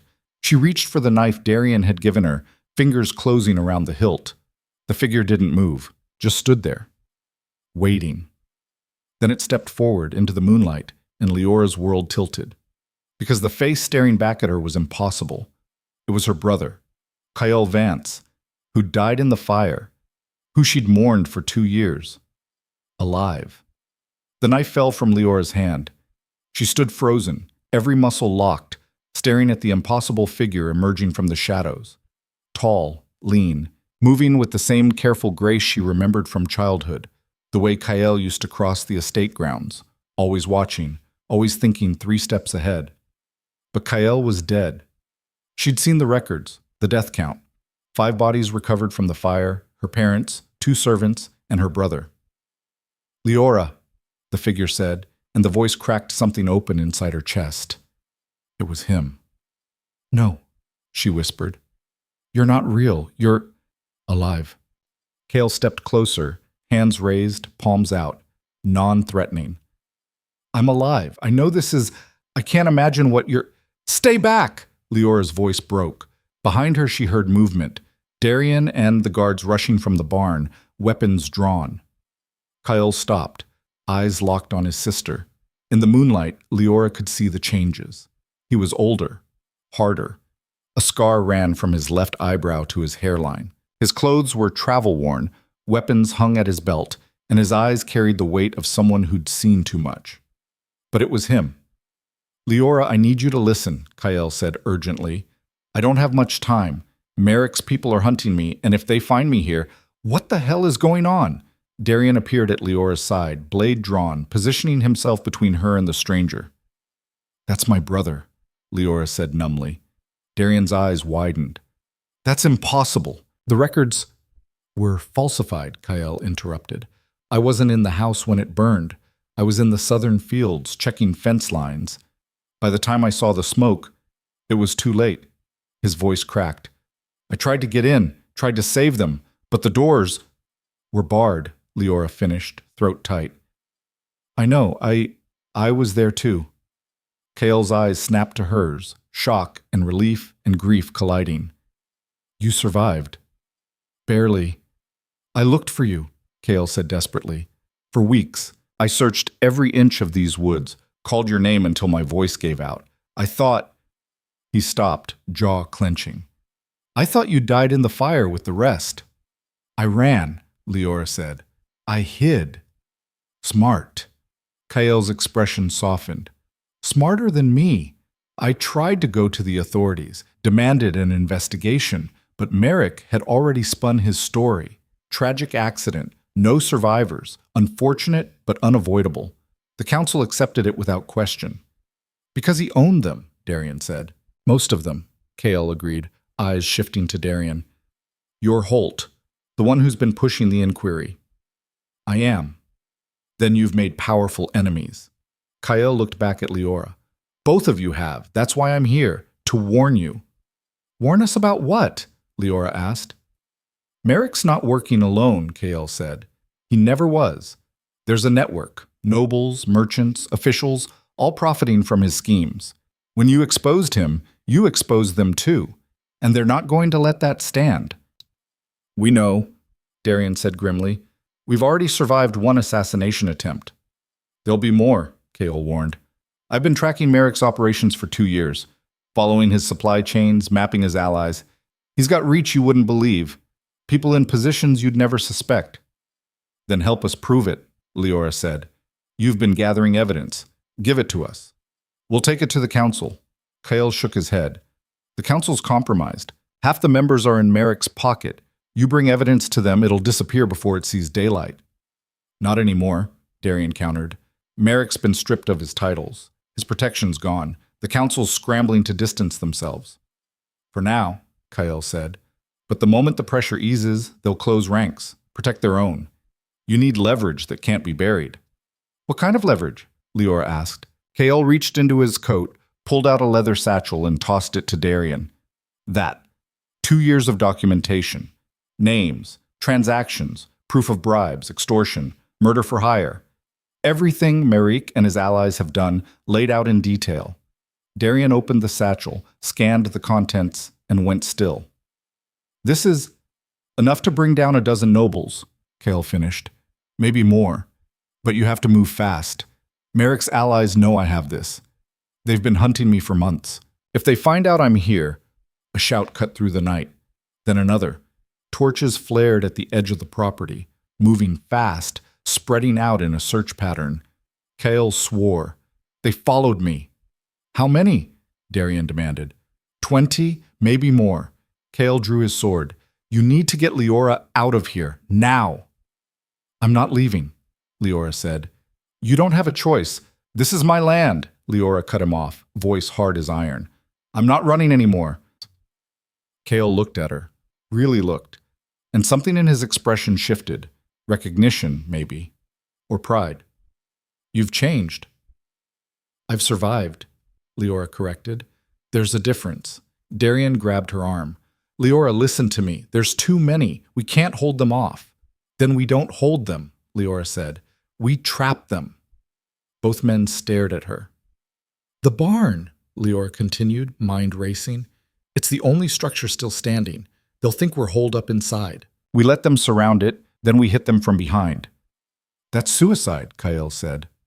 No, Darian said slowly, eyes lighting with understanding. It's brilliant. They'll focus on the barn, leave their backs exposed.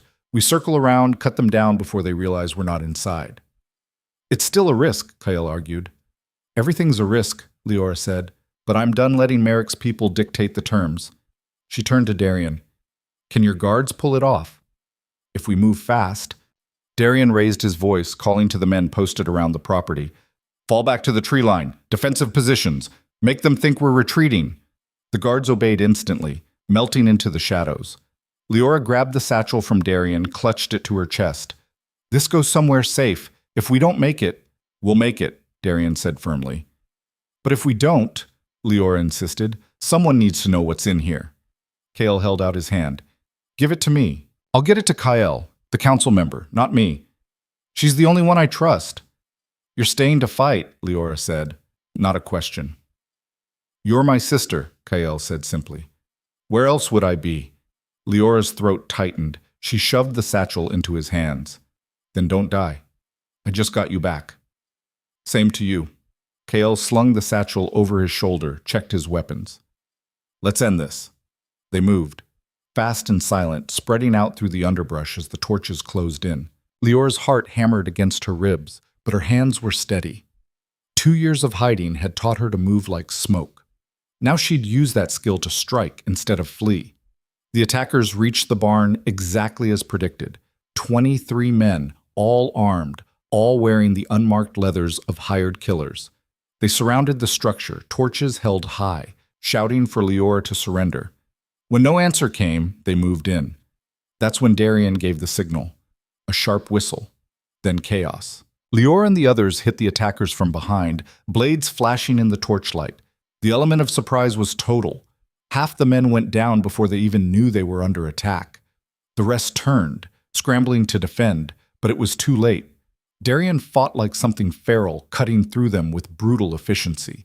Kale moved beside him, covering his flank, their coordination seamless despite never having fought together before. And Leora fought like a ghost returned to flesh. Fast, vicious, driven by 2 years of rage finally unleashed.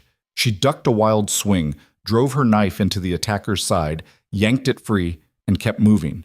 Another came at her. She sidestepped, used his momentum to throw him off balance, and Kael's blade finished him. "Behind you!" Kael shouted. Leora spun. A massive man with an axe bore down on her. She dropped low, rolled, came up behind him and slashed at his hamstrings. He went down screaming. Darian's sword ended it. The fight lasted less than 5 minutes. When it was over, 23 bodies littered the ground, and Leora stood in the center of it all, breathing hard, covered in blood that wasn't hers. Darian crossed to her, checked her for injuries. "You all right?" "I think so." Leora's hands shook. The adrenaline was fading, leaving exhaustion in its wake. "Are they all?" "Dead or dying," Darian confirmed. "We need to move. If Merrick sent this many, he'll send more." "No," Leora said. Darian frowned. "What?"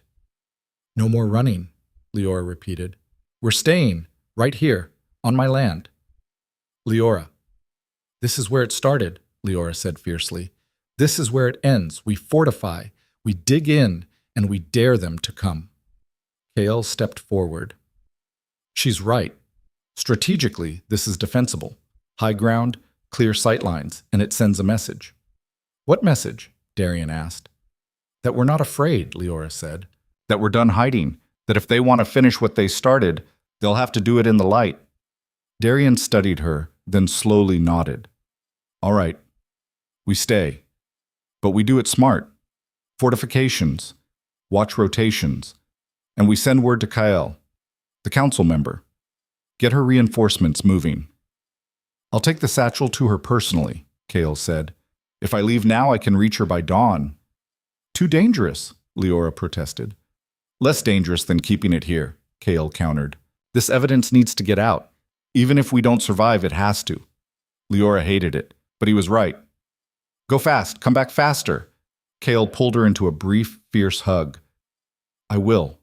I promise." Then he was gone, disappearing into the darkness like he'd never been there. Leora watched him go, chest aching. She'd just gotten her brother back. The thought of losing him again. "He'll make it," Darian said quietly. "You don't know that." "I know he's a survivor," Darian said. "Same as you. That runs in the family." Leora almost smiled. Then the reality of their situation crashed back down. "We need to prepare." "Agreed." Darian turned to his guards. "Strip the bodies. Take anything useful. Weapons, armor, supplies. Then burn them. I don't want disease spreading." The guards moved to obey. Leora walked to the barn, stepping over corpses, and climbed to the loft. From there, she could see the entire property. The ruined house, the overgrown fields, the forest pressing in on all sides. Her home, or what was left of it. Darian joined her, standing close enough that she could feel his warmth. "You sure about this?" "No," Leora admitted. "But I'm doing it anyway. That's becoming a pattern with you." "Is that bad?" "Depends on how it ends." Darian's expression was unreadable. "You've changed since I first found you in the walls. You're harder now, sharper." "Is that a compliment?" "An observation." Darian paused. "The girl I found was barely surviving. The woman standing here is ready to fight a war." Leora looked at him. "Which one do you prefer?" "I prefer you alive," Darian said simply. "However that looks." Something warm unfurled in Leora's chest. Dangerous, distracting. She shoved it down. "We should get to work." They did. Over the next 3 days, they transformed the estate into a fortress. Darian's guards felled trees, built barricades, dug trenches around the barn's perimeter. Leora mapped escape routes, cached weapons, set traps in the forest approaches. And they waited. Messengers arrived on the second day, riders from the council, escorted by armed guards. They brought news. Kael had delivered the evidence. The council was in emergency session, reviewing the documents. Arrests were being made. Merrick's network was collapsing. But Merrick himself had vanished. Escaped custody during a prisoner transfer, the messenger said. Killed 3 guards. Disappeared into the countryside. And he was coming. Leora felt it in her bones, the same certainty that had kept her alive in the walls. Merrick wouldn't run, wouldn't hide. He'd come straight for her, one last desperate play to silence the witness who'd destroyed him. The attack came on the 4th night. No warning, just fire arrows arcing through the darkness, slamming into the barn's roof. Shouts, the thunder of hooves. Then Merrick's voice, cutting through the chaos like a blade. "Leora Vance, come out and face me!" Leora grabbed her weapons, started for the ladder. Darian caught her arm. "Don't," he said. "It's a trap." "I know," Leora said, "but I'm going anyway." "Why?" "Because he needs to see my face," Leora said. "Needs to know the girl he tried to kill is the one who brought him down." Darian searched her eyes, then he released her, jaw set. "I'm coming with you. I wouldn't have it any other way." They descended together, stepping out into the firelit courtyard. Merrick sat astride a massive warhorse, flanked by a dozen riders, the remnants of his personal guard. He looked haggard, desperate, a man with nothing left to lose. "There she is," Merrick said, smiling without warmth. "The ghost that wouldn't stay dead." "Disappointed?" Leora asked. "Impressed," Merrick admitted. "I underestimated you. That was a mistake." "Your last one," Darian said. Merrick's eyes slid to him. "Lord Holt," still playing the righteous hero. "Tell me, was it worth it? Throwing away your position, your alliances, your future, all for a dead girl's revenge?" "She's not dead," Darian said quietly. "And yes, it was worth it." Merrick laughed, bitter and broken. "You're both fools. You think you've won? The council's turning on me now, but in a year, maybe 2, they'll find someone new to fill the gap. Someone smarter. Someone who won't make my mistakes. And all of this, everything you've sacrificed, will mean nothing." "Maybe," Leora said, "but you won't be around to see it." Merrick's expression darkened. "No, I won't, but neither will you." He raised his hand. His guards surged forward. Darian's men met them head-on, steel clashing, horses screaming. Leora ducked a sword swing, drove her knife into the rider's leg, yanked him from his saddle. The man hit the ground hard. Leora stomped on his wrist, grabbed his fallen sword, and kept moving. Merrick fought through the chaos, eyes locked on her. His blade came down. Leora barely parried, the impact jarring her arms. He struck again, driving her back with sheer force. "You should have stayed hidden," Merrick snarled. "Should have stayed a ghost." "Ghosts don't bleed," Leora gasped, blocking another strike. "And I'm bleeding just fine." She feinted left, went right, slashed at his side. The blade bit shallow, enough to hurt, not enough to stop him. Merrick roared, swinging wild. Leora ducked, rolled, came up behind him. And Darian was there. His sword took Merrick in the back, punching through armor and flesh.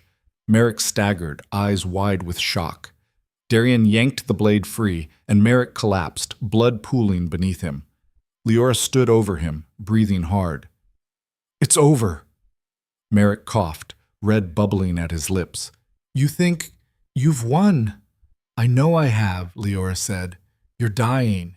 Your allies are scattered. Your empire's ash, and I'm alive. That's victory enough." Merrick's eyes clouded. He tried to speak, but no words came. Just a wet rattle. Then nothing. Silence fell over the courtyard. The battle was over. Merrick's guards were dead or fleeing. Darian's men stood victorious, weapons raised, waiting for the next threat. But no threat came. Just the crackle of dying fires and the sound of Leora's ragged breathing. She dropped the sword, legs giving out. Darian caught her, lowered her gently to the ground. "It's done. He's gone." "I know. Leora whispered. I can't believe it's real. Believe it. Darian's hand cupped her face, forcing her to meet his eyes.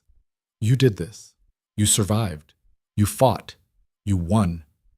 Leora's vision blurred, not from fear this time, from something else. Relief, maybe. Or exhaustion. Or the crushing weight of finally being able to let go. What happens now? She asked. Now? Darian smiled faintly. Now we rebuild. Oh. The council's official delegation arrived 3 days later. They came with banners, with scribes, with ceremonial nonsense that made Leora's teeth ache. But they also came with documents. Legal declarations restoring House Vance, reparations for the stolen lands, formal apologies for the council's failure to investigate. Empty words, but words with power. Kael, the council member, stepped forward, expression grave. Miss Vance, on behalf of this council, I offer our deepest regret for the injustices you and your family suffered. We failed you. That failure is inexcusable. Yes, Leora said flatly. It was. Kael didn't flinch. We cannot undo the past, but we can ensure the future is different. Your lands are restored, your family's name cleared, and those who conspired with Castellan Merrick will face justice. How many? Leora asked. 17 nobles arrested so far, 8 merchants, 12 officials. Kael's voice was grim. The investigation is ongoing. It will take months to untangle the full extent of the corruption. Good, Leora said. Let them all burn. They will. Kael gestured to the scribes. We have documents for you to sign. Legal transfers, inheritance claims. It's all procedural but necessary. Leora signed. Every page. Every declaration, reclaiming piece by piece what Merrick had stolen. When it was done, Kael extended a hand. Welcome back, Lady Vance. The title felt strange, foreign, but Leora took the hand anyway. Thank you. The delegation left, taking their banners and bureaucracy with them. Leora stood in the ruins of her family's estate, surrounded by the beginnings of rebuilding, and felt the weight of it settle on her shoulders. She was no longer a ghost, no longer a survivor clinging to shadows. She was Lady Leora Vance, heir to a broken legacy. And for the first time in 2 years, she had the power to fix it. Darian appeared beside her, quiet as always. How do you feel? Terrified, Leora admitted. I don't know how to do this. How to run an estate, manage lands, deal with tenants. You'll learn, Darian said. Same way you learn to survive. That's different. Is it? Darian's expression was gentle. Survival's not just about staying alive. It's about building something worth living for. You've done the hard part. The rest is just details. Leora wanted to believe him. Will you help me with the details? As long as you want me here. What if I want you here permanently? Darian went still. What are you saying? Leora turned to face him fully. I'm saying I can't do this alone. I'm saying I trust you. And I'm saying... She took a breath. I'm saying I don't want to. Don't want to what? Be alone, Leora said simply. Not anymore. Darian's expression softened. He reached out, tucked a strand of hair behind her ear. You won't be, I promise. It wasn't a declaration of love. Wasn't grand or romantic. But it was real, solid. A promise built on shared survival and earned trust. And for Leora, that was enough. She leaned into him, let his arms close around her, and for the first time since the fire, felt safe. Not because the danger was gone. It wasn't. There would always be threats, always be enemies. But because she wasn't facing them alone anymore. She had her brother back. She had Darian. She had her name, her land, her future. She had won. Not perfectly. Not without scars. But completely. The ghost in the walls had become a woman with power. And she intended to use it. The first stone went into place 3 weeks later. Leora stood in the morning cold, watching workers haul limestone blocks to what would become the foundation of the new main house, not a replica of what had burned. Something different, stronger, built to last through storms and sieges and whatever else the world might throw at it. You're up early, Darian said, appearing beside her with 2 steaming mugs. Leora accepted one gratefully. Couldn't sleep. Too much to think about. The timber shipment. Everything. Leora gestured at the construction site. The workers, the scaffolding rising like bones against the sky. 6 months ago, I was stealing bread crusts and hiding in walls. Now I'm rebuilding an estate. It doesn't feel real. It's real, Darian said. You're just not used to things going right. Leora sipped the tea, something herbal that Marin had insisted would help with stress, and watched the sun climb. The council sent another letter. What do they want now? Me, in the capital, for the final sentencing hearings. Leora's jaw tightened. Merrick's allies, the ones we exposed, they're being tried in 2 weeks, and the council wants me to testify. Darian was quiet for a moment. You don't have to go. Yes, I do. Leora met his eyes. Those men helped burn my family alive. They profited from it. If I don't stand up and say that, if I let them walk because I was too afraid to face them, then what was the point of any of this? The point was survival, Darian said gently. You've already done more than anyone could ask. Maybe. Leora turned back to the construction. But I need to finish it, all the way. Otherwise, I'll spend the rest of my life wondering if I could have done more. Darian studied her profile. You're sure? No, Leora admitted. But I'm going anyway. Then I'm coming with you. You don't have to. I know, Darian interrupted.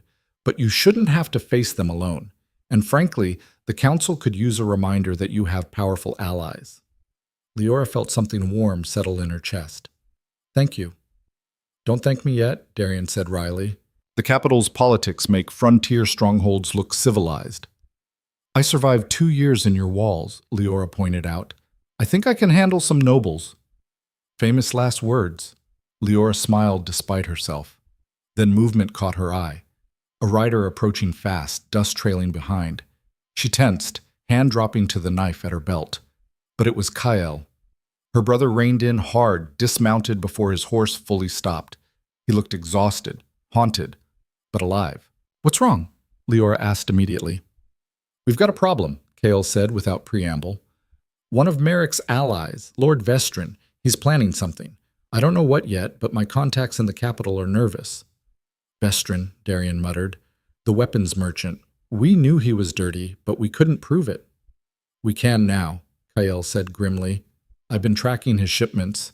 He's been moving armaments, a lot of them. More than any legitimate trader would need. Where? Leora asked. That's the problem. I don't know. The cargo manifests are encrypted, the routes circuitous. But the volume, Kael shook his head. He's arming someone, or preparing for something big. Darian's expression darkened. The trial. He's going to try something during the trial. That's my guess, Kael agreed. You put 17 nobles in the dock at once. Humiliate them publicly, strip their power. Someone's going to get desperate. And desperate men with private armies are dangerous. Leora's mind raced. What if we delay? Postpone the trial until we know what he's planning? The council won't go for it, Darian said. They want this finished. Public justice, public closure. Delaying makes them look weak. So what do we do? Leora asked. We go anyway, Kael said, but we go prepared. I'll keep digging into Vestrin's operations. You two attend the trial, keep your heads down, and for the love of everything, don't make yourselves targets. Little late for that, Leora said dryly. Then be smart about it. Kael gripped her shoulder. These people are cornered. That makes them unpredictable. Don't trust anyone. Not the council, not the guards, not even the servants. Understood? Leora nodded. Understood. Kael mounted up, paused. I'll see you in the capital. 2 weeks. Then he was gone, leaving Leora and Darian standing in the dust. Well, Darian said after a moment, this should be interesting. That's one word for it, Leora muttered. Well, the journey to the capital took 5 days. They traveled with an escort, 10 guards Darian trusted absolutely, plus Marin, who'd insisted on coming despite Leora's protests. The healer had muttered something about idiots getting themselves killed without proper medical supervision and refused to be left behind. The capital rose from the plains like a crown of stone, walls 30 feet high, towers piercing the sky, gates wide enough to march armies through. It was magnificent, imposing. and utterly terrifying to someone who'd spent 2 years hiding in the dark. Leora felt the weight of it pressing down as they rode through the main gate. Thousands of people. Noise, movement, chaos. Her hands tightened on the reins and her horse sensed her tension, tossing its head nervously. "Easy," Darian murmured, riding close. "You're safe. I've got you." Leora forced herself to breathe. "Where are we staying?" "The northern quarter. I have a house there, small but secure. We'll hole up until the trial." They wound through narrow streets, past markets and taverns and buildings that seemed to lean into each other like old friends. Finally, they stopped at a modest townhouse tucked between two larger estates. Darian dismounted, helped Leora down. "It's not much. It's perfect," Leora interrupted. Anything with 4 walls and a door that locked felt luxurious compared to her recent accommodations. They settled in. Darian's guards took up positions around the property. Marin claimed a room and immediately started organizing her medical supplies. And Leora found herself alone in a small chamber overlooking the street, trying to process the fact that in less than 2 weeks, she'd be standing in front of the most powerful people in the region and reliving the worst night of her life. A knock interrupted her spiral. "Come in." Kael entered, looking even more exhausted than before. "I've got news. Not good news, but news." "What did you find?" Kael closed the door, lowered his voice. "Vestrin's been buying loyalty. Guards, officials, even some council members. He's got a network inside the capital that rivals what Merrick had." Leora's stomach dropped. "Can we expose it?" "I'm trying, but it's delicate. If we move too fast, tip our hand too early, he'll know we're onto him and accelerate whatever he's planning. And if we wait too long, then we walk into a trap." Kael ran a hand through his hair. "I need more time, another week, maybe 2, to map the full extent of his influence." "We don't have 2 weeks," Leora said. "The trial starts in 10 days. "I know." Kael's expression was grim, "which is why I'm saying be ready for anything." "What does that mean?" "It means Vestrin's going to try something during the trial. An escape attempt. An assassination. A full-scale assault on the courthouse. I don't know what, but it's coming." Leora felt ice settle in her veins. "Then we stop him first." "How?" "We bait him," Leora said slowly, the plan forming as she spoke. "Make him think we're vulnerable. Draw him out. And when he makes his move, we crush him." Kael stared at her. "That's insane. You'd be putting yourself directly in the line of fire." "I've been in the line of fire since the night my family died," Leora said flatly. "At least this way, I'm choosing the battlefield." "I'm doing this," Leora cut him off.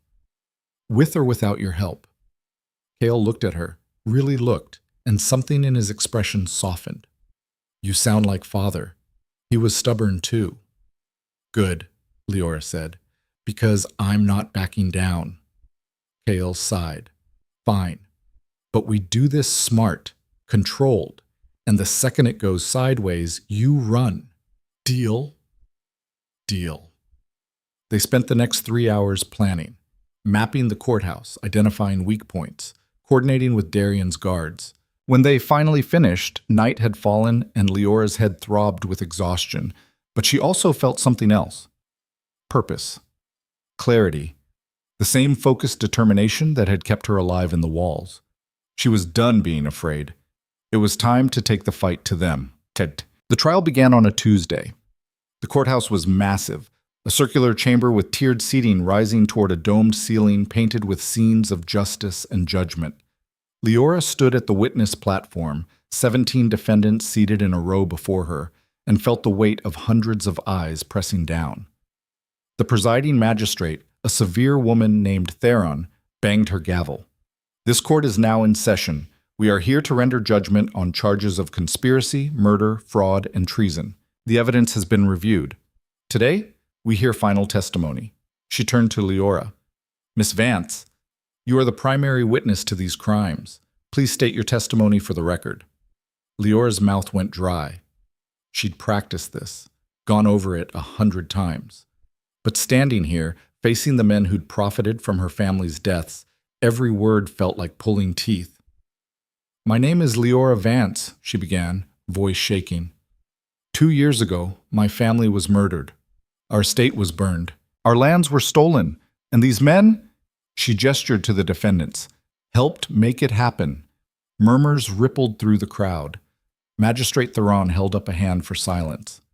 Continue, she said. Leora did. She described the fire, the locked doors, Garvin's silhouette, the hunt through the woods, and then she laid out the evidence, Kael's documents, the requisition orders, the financial records showing how each defendant had profited from House Vance's destruction. It took 2 hours. By the end, her voice was hoarse, her hands trembling, but she'd said it all, every terrible detail, stripped bare in front of strangers. The defendants had sat silent through most of it, but now, one of them, Lord Vestrin, stood. Magistrate, he said smoothly, this is hearsay, the ravings of a traumatized girl with an axe to grind. Sit down, Lord Vestrin, Theron said coldly. I will not, Vestrin continued. This entire proceeding is a farce. We are being condemned based on circumstantial evidence and the testimony of someone with every reason to lie. The evidence has been verified, Theron said, by independent auditors. So you claim, Vestrin shot back, but I notice those auditors aren't here to testify. Convenient. Theron's eyes narrowed. Are you questioning the integrity of this court? I'm questioning the integrity of this prosecution, Vestrin said, which is clearly politically motivated. An attempt by Lord Holt and his allies to consolidate power by eliminating competition. The room erupted. Shouts, arguments. Theron banged her gavel repeatedly, calling for order. And in the chaos, Leora saw it. A man in the back, one of Vestrin's guards, moving toward the side exit, hand inside his coat, eyes scanning for threats. He was signaling someone. Leora's pulse spiked. She caught Darian's eye, nodded toward the guard. Darian saw it too. He moved, casual but deliberate, positioning himself between Leora and the potential threat. Theron finally restored order. Lord Vestrin, sit down or be removed. I think not, Vestrin said, and smiled. That's when the doors exploded. Not literally, but they slammed open with enough force to crack stone, and armed men poured through. 20, 30, more, all wearing Vestrin's colors, all armed. Panic erupted. Spectators screamed, scrambling for exits. Council members dove for cover. Guards rushed forward, but they were outnumbered and unprepared. Vestrin's men surged toward the defendant's box, toward Leora. Darian was already moving. He grabbed Leora, shoved her behind him, blade drawn. Get down! Leora dropped, heart hammering. Around her, chaos, steel clashing, bodies falling, the smell of blood and smoke. She scanned for an exit. There. A service door behind the magistrate's bench. If she could reach it. A hand grabbed her arm, yanked hard. Leora spun, knife flashing, but stopped when she saw Kael. This way, he shouted over the noise. Now! He pulled her toward the service door. Darian followed, fighting off 2 attackers, blood streaming from a cut on his forehead. They crashed through the door into a narrow corridor. Where are we going? Leora gasped. Away from here, Kael said. Vestrin just committed treason. He's desperate, which means... An explosion rocked the building. The floor buckled. Ceiling tiles rained down. Leora stumbled, caught herself against the wall. What the hell was that? He's destroying evidence, Darian said grimly, and anyone who can testify against him. We need to stop him, Leora said. We need to survive, Kael countered. He's got an army. And we have the truth, Leora interrupted. She turned to Darian. Your guards, where are they? Outside, holding the perimeter. Get them inside, Leora ordered. We end this, now. Darian stared at her. You want to fight? Here? I want to finish this, Leora said fiercely. If we run, Vestrin escapes, regroups, comes back stronger. But if we stop him now, publicly, in front of witnesses, we cut the head off the snake. Kael shook his head. It's too dangerous. Everything's dangerous, Leora said. But I'm done running. Are you with me or not? For a long moment, neither man moved. Then Darian smiled, sharp and fierce. All right, let's end this. They moved, fast and coordinated. Darian signaled his guards, who flooded into the building. Kael rallied the courthouse guards, those who weren't dead or fleeing, and Leora led them back into the main chamber. The scene was carnage. Bodies everywhere. Vestrin's men had secured the defendants, were herding them toward the shattered main doors. Vestrin himself stood at the center, directing the evacuation like a general. Leora stepped into view. Going somewhere? Vestrin turned, saw her, and his expression twisted into something ugly. You should be dead. I get that a lot, Leora said. Funny thing about ghosts, we don't stay buried. Then I'll put you down myself. Vestrin drew his sword, advanced. Leora held her ground. Around her, Darian's guards engaged Vestrin's men. Steel rang. Men screamed. The chamber became a battlefield. And Leora stood at the center, facing the man who'd helped orchestrate her family's death. Vestrin struck first. Fast. Professional. Leora barely parried, the force jarring her arms. He pressed the attack, driving her back toward the witness platform. You're outmatched, Vestrin snarled. A child playing at war. I'm a survivor, Leora gasped, blocking another strike. And I've already beaten better men than you. She feinted left, went right, slashed at his knee. The blade bit shallow. Vestrin stumbled. Leora pressed, but he recovered too fast, brought his sword around in a vicious arc. It caught her shoulder. Pain exploded. Leora cried out, lost her grip on her knife. Vestrin smiled, raised his blade for the killing blow, and Darian's sword took him through the chest. Vestrin gasped, looked down at the steel protruding from his ribs, then at Darian, standing behind him. You were saying? Darian said coldly. He yanked the blade free. Vestrin collapsed, blood pooling rapidly. Around them, the fighting was ending. Vestrin's men, seeing their leader fall, began surrendering. The courthouse guards secured them quickly, efficiently. It was over. Leora sank to her knees, clutching her bleeding shoulder. Marin appeared from nowhere, already working, hands sure and steady as she bandaged the wound. You're an idiot, Marin said without heat. But you're alive. That's becoming my standard, Leora muttered. Magistrate Theron emerged from cover, clothes disheveled but expression composed. She surveyed the carnage, then turned to Leora. Miss Vance, you have my apologies. This court failed to protect you. You can make it up to me, Leora said through gritted teeth. Finish the trial. Convict them all. Every last one. Theron nodded slowly. It will be done. The verdicts came down 3 days later. Guilty. All 17 defendants. Stripped of titles, lands, wealth. Sentenced to life imprisonment in the Crown's deepest dungeons. Vestrin's attempted coup had backfired spectacularly. His actions had only solidified the case against him and his allies. The council, embarrassed and furious, moved swiftly to root out remaining corruption. Within a month, 20 more arrests, reform sweeping through the government. A new era, people said, built on the ashes of the old. And at the center of it all, a ghost who refused to stay dead. Leora stood in the council chamber one final time, accepting formal restoration of her family's full honors. House Vance was reinstated. Her lands expanded as reparations.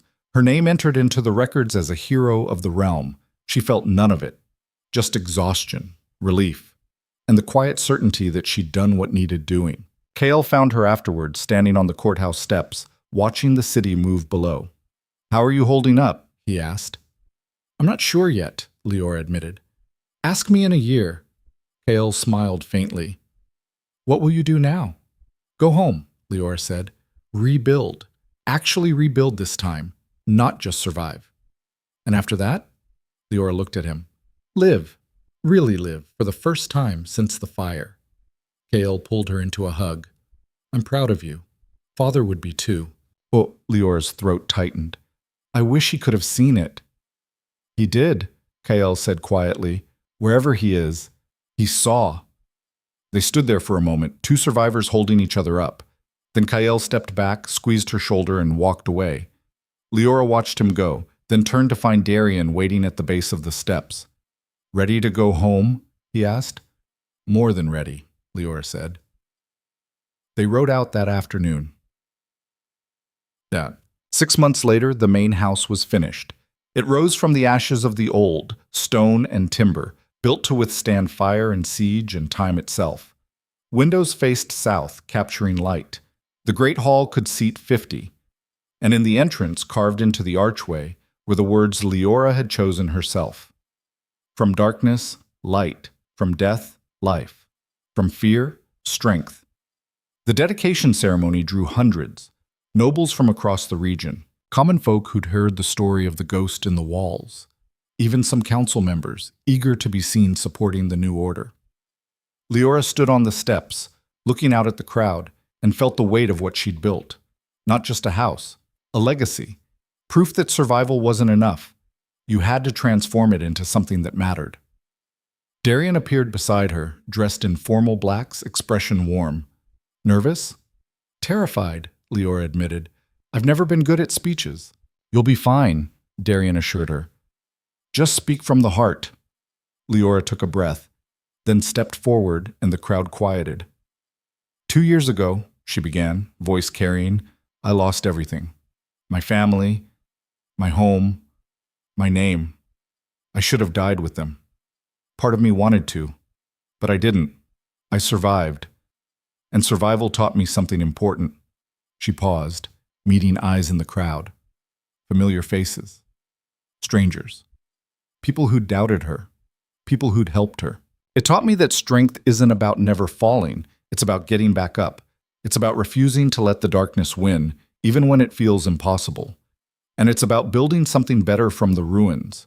Leora gestured to the house behind her. This isn't just my home. It's a promise that no matter how dark things get, there's always a way forward. That justice is possible, even when it seems hopeless.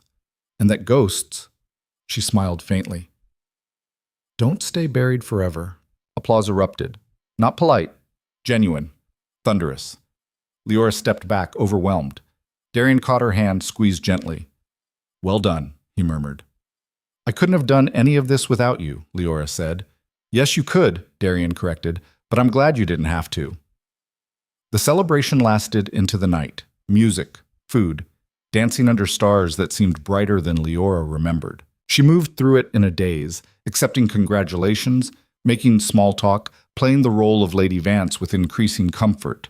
But eventually, she slipped away. She found herself in the old barn, the one structure that had survived the fire. It had been renovated, reinforced, but kept deliberately. A reminder of where she'd started. Leora climbed to the loft, sat on the edge, legs dangling. Below, the party continued. Above, stars wheeled in familiar patterns. Footsteps on the ladder. Darian emerged, sat beside her. Hiding? He asked. Breathing, Leora corrected. It's a lot. All of it. You've earned it. Have I? Leora looked at him. Sometimes I feel like I'm still in the walls, like this is all a dream I'll wake up from. It's not a dream, Darian said gently. It's real. You're real. And you're here. Leora leaned into him, resting her head on his shoulder. What happens now? Now. Darian's arm came around her. Now we live. We build. We make this place everything it should have been. Together? If you'll have me. Leora lifted her head, met his eyes. Is that a proposal? It's a promise, Darian said, to stand beside you, to help you rebuild, to be whatever you need me to be. And if I need you to be more than just an ally? Darian's expression softened. Then I'll be that too. Leora kissed him, soft at first, then deeper, pouring 2 years of fear and survival and desperate hope into the contact. When they finally broke apart, both were breathing hard. I love you, Leora whispered. I don't know when it happened, but I do. I know, Darian said. I've known for a while. And I love you too, Darian said simply. From the moment you stepped out of those walls and faced me instead of running, you were the bravest thing I'd ever seen. Leora felt tears prick her eyes. Happy tears. Relief tears. The kind that came from finally being seen and chosen and safe. Stay, she said. Not just tonight. Always. Always, Darian promised. They sat there in the loft, wrapped in each other, as the party raged below and the stars turned above. Two survivors who'd found each other in darkness and built something beautiful in the light. The ghost in the walls had become a woman with power, purpose, and love. And she was never going back to the shadows again. Years later, when people told the story of Leora Vance, they spoke of justice reclaimed, of corruption exposed, of a girl who survived impossible odds and brought down an empire. But Leora knew the truth was simpler. She'd been afraid. She'd hidden. She'd nearly given up 1,000 times. But she'd also chosen, again and again, to keep fighting, to trust when trust seemed impossible, to step into the light even when darkness felt safer. And in the end, that was enough. She stood on the balcony of her rebuilt home, watching the sun set over lands that were hers by right and by blood. Darian stood beside her, their hands intertwined. Below, workers finished the day's labor. Children played in fields that were green again. Smoke rose from chimneys, warmth, not destruction. Life, real, messy, beautiful life. Any regrets? Darian asked. Leora thought about it, about the years in the walls, the fear, the pain, the loss. No, she said finally, because all of it led here. To this. To us. Even the hard parts? Especially the hard parts, Leora said. They're what made me strong enough to hold on to this. Darian kissed her temple. I'm proud of you. I'm proud of us, Leora corrected. They stood there as darkness fell, two people who'd survived hell and built heaven from the ashes. The fortress no longer felt cold. The walls no longer trapped her. The shadows held no ghosts. Just home, just love, just life. Finally lived in the light. And that was victory enough. The seasons turned, and with them, the estate transformed. Spring brought workers from across the region, stonemasons, carpenters, farmers seeking fresh starts on land that had lain fallow for too long. Leora interviewed each one personally, sitting in the temporary offices they'd set up in the renovated barn, listening to their stories with the patience of someone who understood what it meant to need a second chance. You were a soldier? She asked one man, scarred and weathered, who'd applied to manage the eastern fields. 10 years, he said. Served under 3 different lords. Got tired of fighting their wars. Wanted to build something instead of breaking things. Leora saw something of herself in his eyes. That bone-deep exhaustion that came from surviving too much. The work's hard, dawn to dusk most days, and the pay's fair, but it won't make you rich. Don't need rich, the man said. Just need honest? Then you're hired, Leora said, extending her hand. Welcome to House Vance. The man's grip was firm, grateful. Thank you, my lady. You won't regret this. Leora watched him go, then turned to find Marin in the doorway, arms crossed, expression unreadable. You're building an army of misfits, the healer observed. I'm building a family, Leora corrected. People who understand what it means to lose everything and start over. They'll work harder because they know what this place represents. And what's that? Hope, Leora said simply. That you can come back from the worst thing that ever happened to you. Marin's expression softened. You're turning into a proper lady. It's disturbing. I'm turning into myself, Leora said. Finally. By summer, the fields were planted, golden wheat swaying in winds that no longer felt threatening. The orchards, neglected for 2 years, had been pruned and coaxed back to life. Apple trees heavy with fruit, pear trees promising harvest. Cale visited often, dividing his time between the capital and the estate. He'd taken a position with the council, advisor on corruption and reform, a role that suited him perfectly. Each visit brought news of the ongoing investigations, the network of Merrick's allies still being dismantled piece by piece. It's like pulling weeds, Kyle said one evening, sitting with Leora and Darian on the new terrace overlooking the valley. You get the big ones, think you're done, then 10 more spring up. How many more arrests? Darian asked. 6 this month, Kyle said, mostly minor players, but we got one big fish, Lord Corvin. He was Merrick's banker, laundered money for half the conspirators. Good, Leora said, sipping wine that came from their own restored vineyards.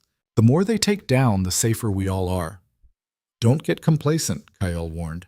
Vestron's son is still out there. He's been quiet, but that doesn't mean he's forgiven what happened to his father. Let him come, Darian said quietly. We'll be ready.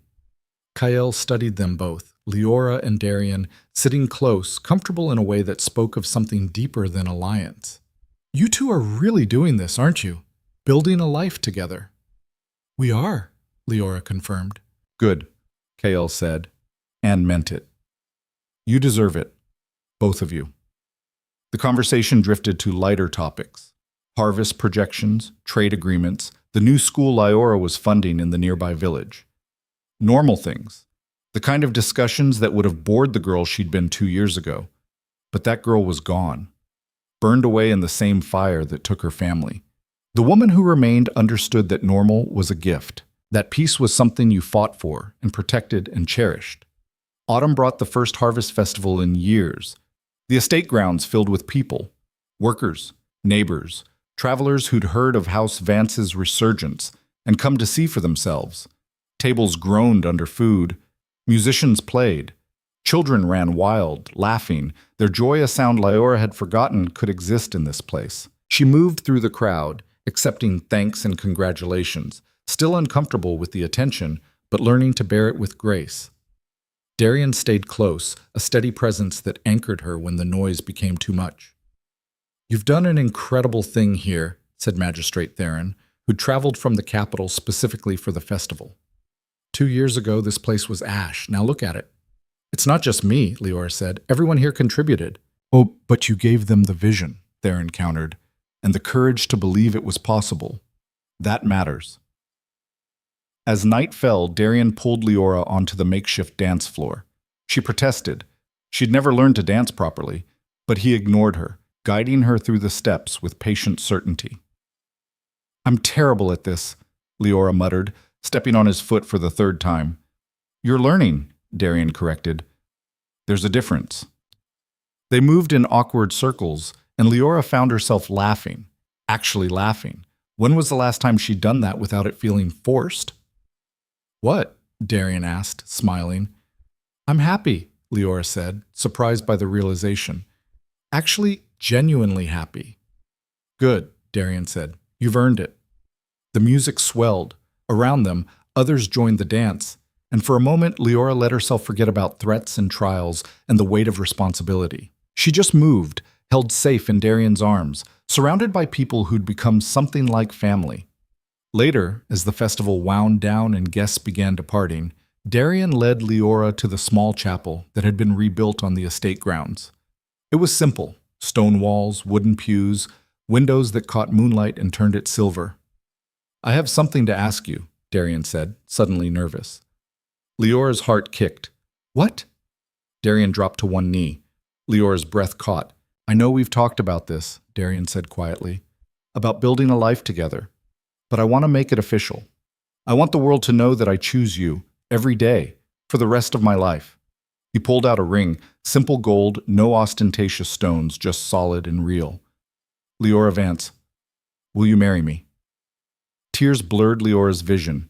She'd survived assassins and trials and her own grief, had faced down monsters and won. But this simple question from a good man who'd stood beside her through hell, this unmade her completely.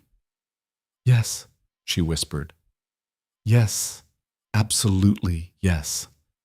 Darian slid the ring onto her finger, stood, and kissed her like she was the only thing in the world that mattered. And maybe, in that moment, she was. They married in the spring, 1 year to the day after Lyora had stepped out of the walls. The ceremony was small, just close friends, loyal workers, and Kael, who gave his sister away with tears in his eyes. Magistrate Theron officiated. Marin stood as witness, grumbling about fools rushing into things, but smiling nonetheless. Lyora wore a dress the color of dawn, pale gold shot through with rose. Her hair, finally grown back to a decent length, was woven with flowers from the estate's gardens. She looked nothing like the skeletal ghost who'd haunted Darian's fortress. She looked alive. Darian stood at the altar in formal blacks, watching her approach with an expression that made Lyora's chest ache, like she was something precious, something worth protecting. They spoke their vows in voices that didn't shake, promised to stand together through whatever came next. And when Theron pronounced them married, the small crowd erupted in cheers. The celebration lasted through the night, dancing, toasts, stories shared about how far they'd come. And through it all, Lyora kept touching her ring, grounding herself in the reality of what she'd found. Love, partnership, home, everything she'd thought she'd lost forever. As dawn broke, Leora and Darian stood on the balcony of their bedroom, watching the sun climb over land that was theirs by choice and commitment. "No regrets?" Darian asked, echoing his question from months before. "Not a single one," Leora said. She meant it. Every scar, every nightmare, every moment of terror that had brought her here, she'd endure it all again if this was where it led. Because she wasn't just surviving anymore. She was living, really, truly living. And that made everything worth it. Winter came gentle that year, as if the world itself wanted to give them peace. Snow blanketed the estate in white, muffling sounds, softening edges. Leora stood at the window of the study, their study now, filled with books and maps and plans for the future, and watched workers clear paths through the drifts. Darian came up behind her, wrapped his arms around her waist. "What are you thinking about?" "Everything," Leora said. "How different this is from 2 years ago. How I used to watch this place from the walls, never imagining I'd be standing here as its lady." "And now?" "Now I can't imagine being anywhere else," Leora said. She turned in his arms, looked up at him. "We built something real, didn't we?" "We did," Darian confirmed. "And we're just getting started." Leora smiled. Because he was right. The estate was thriving, the region was healing, and they had years ahead of them to keep building, keep growing, keep transforming darkness into light. The ghost in the walls had become a woman of power and purpose, and she was never, ever going back to the shadows.